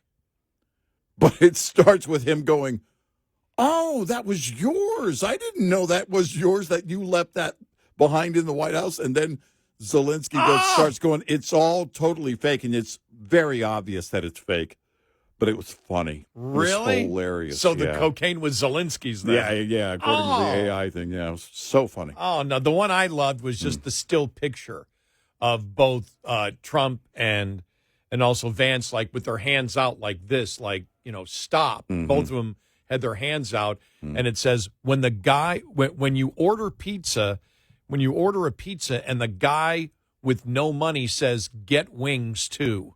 Yeah, exactly. That's one. And then there was one where Zelensky was a little person. Trump was tossing him around. I'm telling you, but that's the one. Very quickly here, that's the point about the media. You get everything on social media now. Yeah, I mean, you get humor, you get entertainment, you get fact checking. Yeah, I love the community notes. Somebody will write something, and all of a sudden I'll say, I don't know, I don't think this is. Oh, community notes. Down here, let me check this out. And that's why I don't know, I don't know how much power. I don't know what the Democrats are going to do. I really don't. I don't know what they're going to do because they don't stand for anything. We'll get to that story in a minute about how the moderate Democrats are, hatching a comeback plan. But first here, when I read this here. Last January, Biden's art dealer testified to congressional lawmakers that he let his contract with Hunter Biden expire in September of 2023.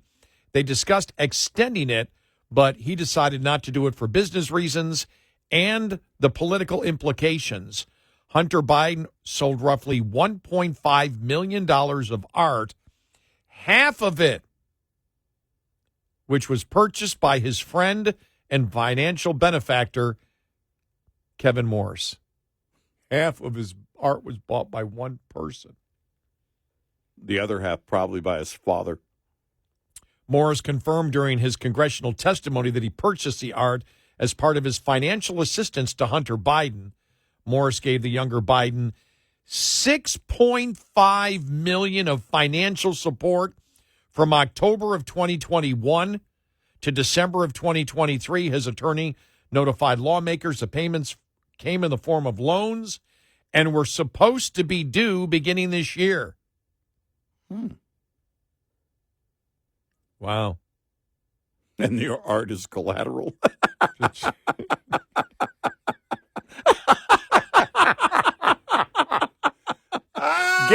Get Letitia James on the phone. I think we have improper valuation here. Oh, my gosh. Oh, my gosh. Yeah. Judge Mershon? Yeah, exactly. Could you come in? Could you look at the evaluations of these pictures here? Come on. Could you put a value to them? Yeah. Oh, my. I'm sorry. Is that a stick figure? Did you use crayons? That's not painting at all. So did somebody ask him? They go, Mr. Morris, did you actually think you were going to get paid back? Right. You knew the art had no value. Yeah.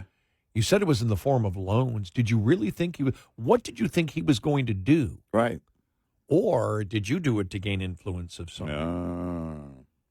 Mm-hmm. Would you have done it? Would you have done it if you knew that his father had no chance of winning in 2024? Right. That'd be another question. Yeah, great point. But I just loved it. Half the paintings were bought by one person. Yeah. All right, here we go. You ready? Okay. A group of moderate Democrats quietly gathered in Virginia last month, so quiet that we all know about it, and hatched a comeback plan to try to distance the party from the far left and win back the working class by embracing patriotism. Now, I want you to know that we did this article about 2-3 weeks ago. This story was out, but the New York Post reposted it just a couple of days ago.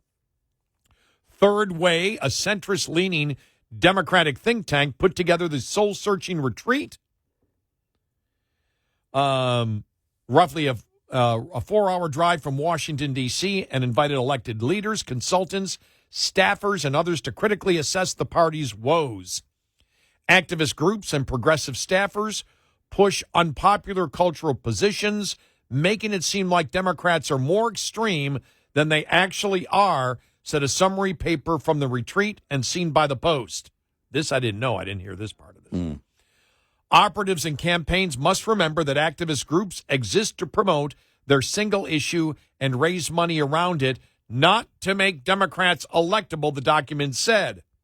The group argued that in addition to letting the far left define the party, Democrats often let Republicans set the terms of cultural debates.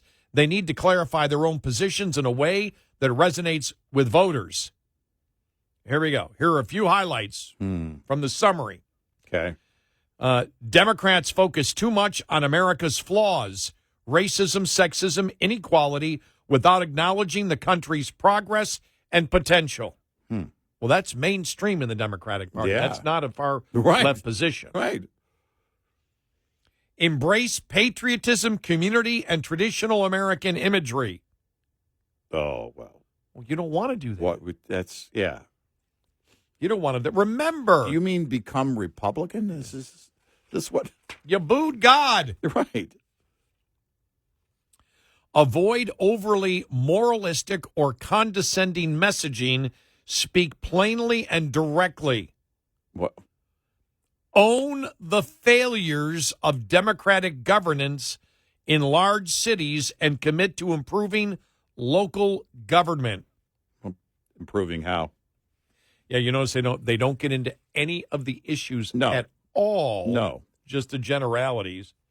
Concerns about the left flank and the party damaging the party's image and brand loomed large among centrist Democrats in the wake of this election, where it became so evident that the things that the left was doing and saying deeply hurt Kamala Harris and down-ballot Democrats. A lot of people are looking to us, not just third way, but the moderates in the party, and saying we got to do it your way because the other way ain't working.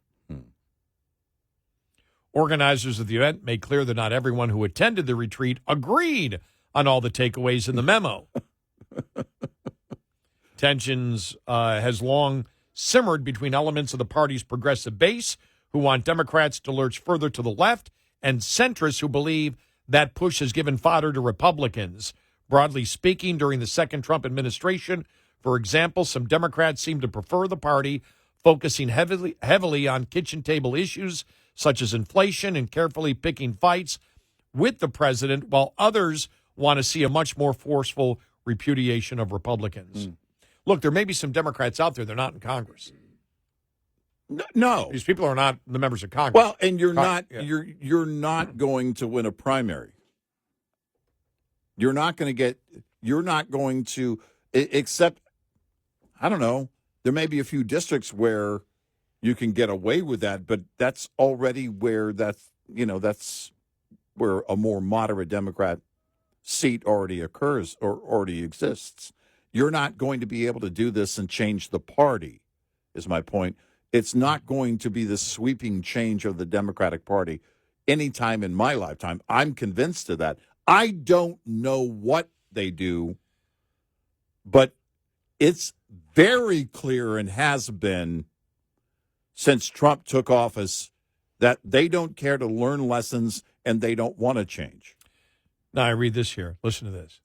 This is so dumb. A key glimmer of hope for Democrats in Congress has been some of the protest at GOP-run town hall events. Yeah. We know they were Democrats that did that. Doesn't mean it. Did that change the public's impression at all? No. Mirroring similar clashes that took place before a midterm election wave, as was the case in 2010 and the 2018 election cycles. They still don't get it. They suck on the issues. And they still don't get the problem that they didn't have in 2010 and 2018 is what? What they have promoted has hit the reality, has hit the reality of the moment. We found out that spending and printing money to buy our own debt, to continue going into more debt, put inflation over the top, where prices went up 25% over the period of the 4 years that Biden was in office, and that's just an average. Yeah. And that's the thing. In fact, the Republicans are facing that right now. You see it with not the Republicans, but the Trump administration. You just had the numbers come in. U.S. employers announced 172,000 layoffs for February, up 245% from January, and the highest monthly count since July of 2020.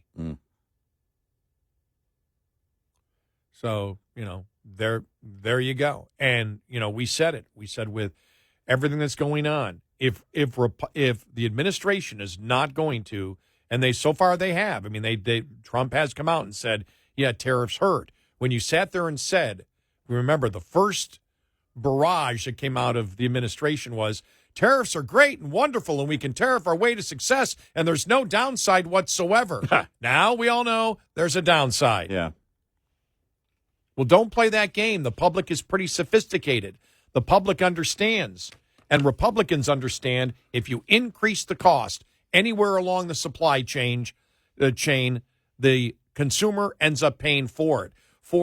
Think about this for the administration. By the way, this is why I don't like Navarro, because I believe he's the person pushing this crap the most. Yeah.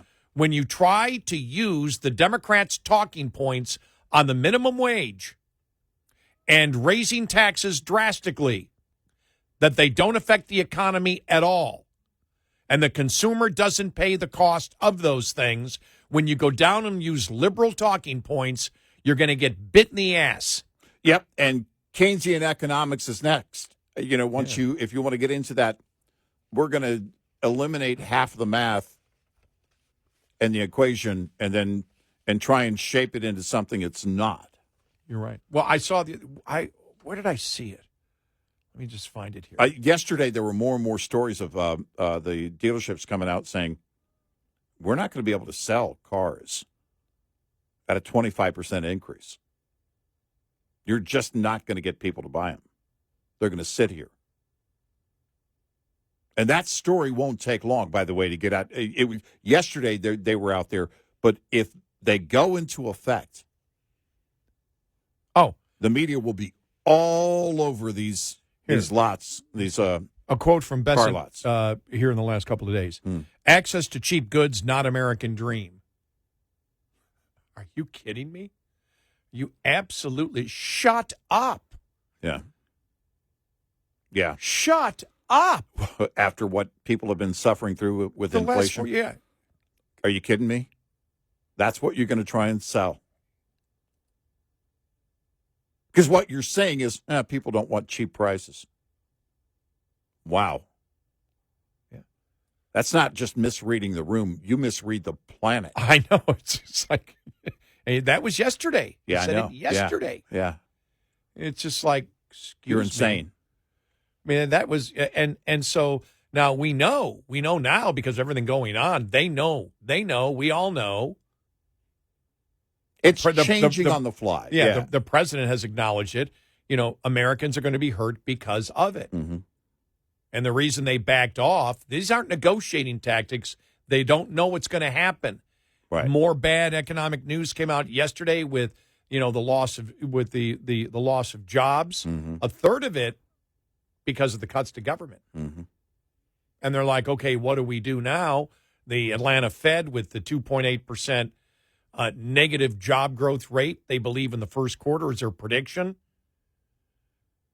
And so you look at it and you're like, okay, all of a sudden we realize we better not try to be selling that increasing the cost of goods and services doesn't affect the economy. 866-90 Red Eye.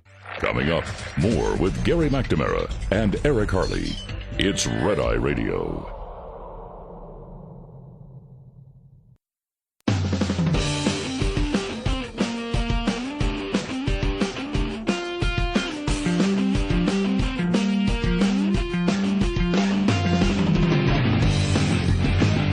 It's Red Eye Radio. He's Eric Harley, and I'm Gary McNamara. State Department revokes the first visa of a foreign student linked to Hamas supporting disruptions. Wow. We'll get to that coming up next.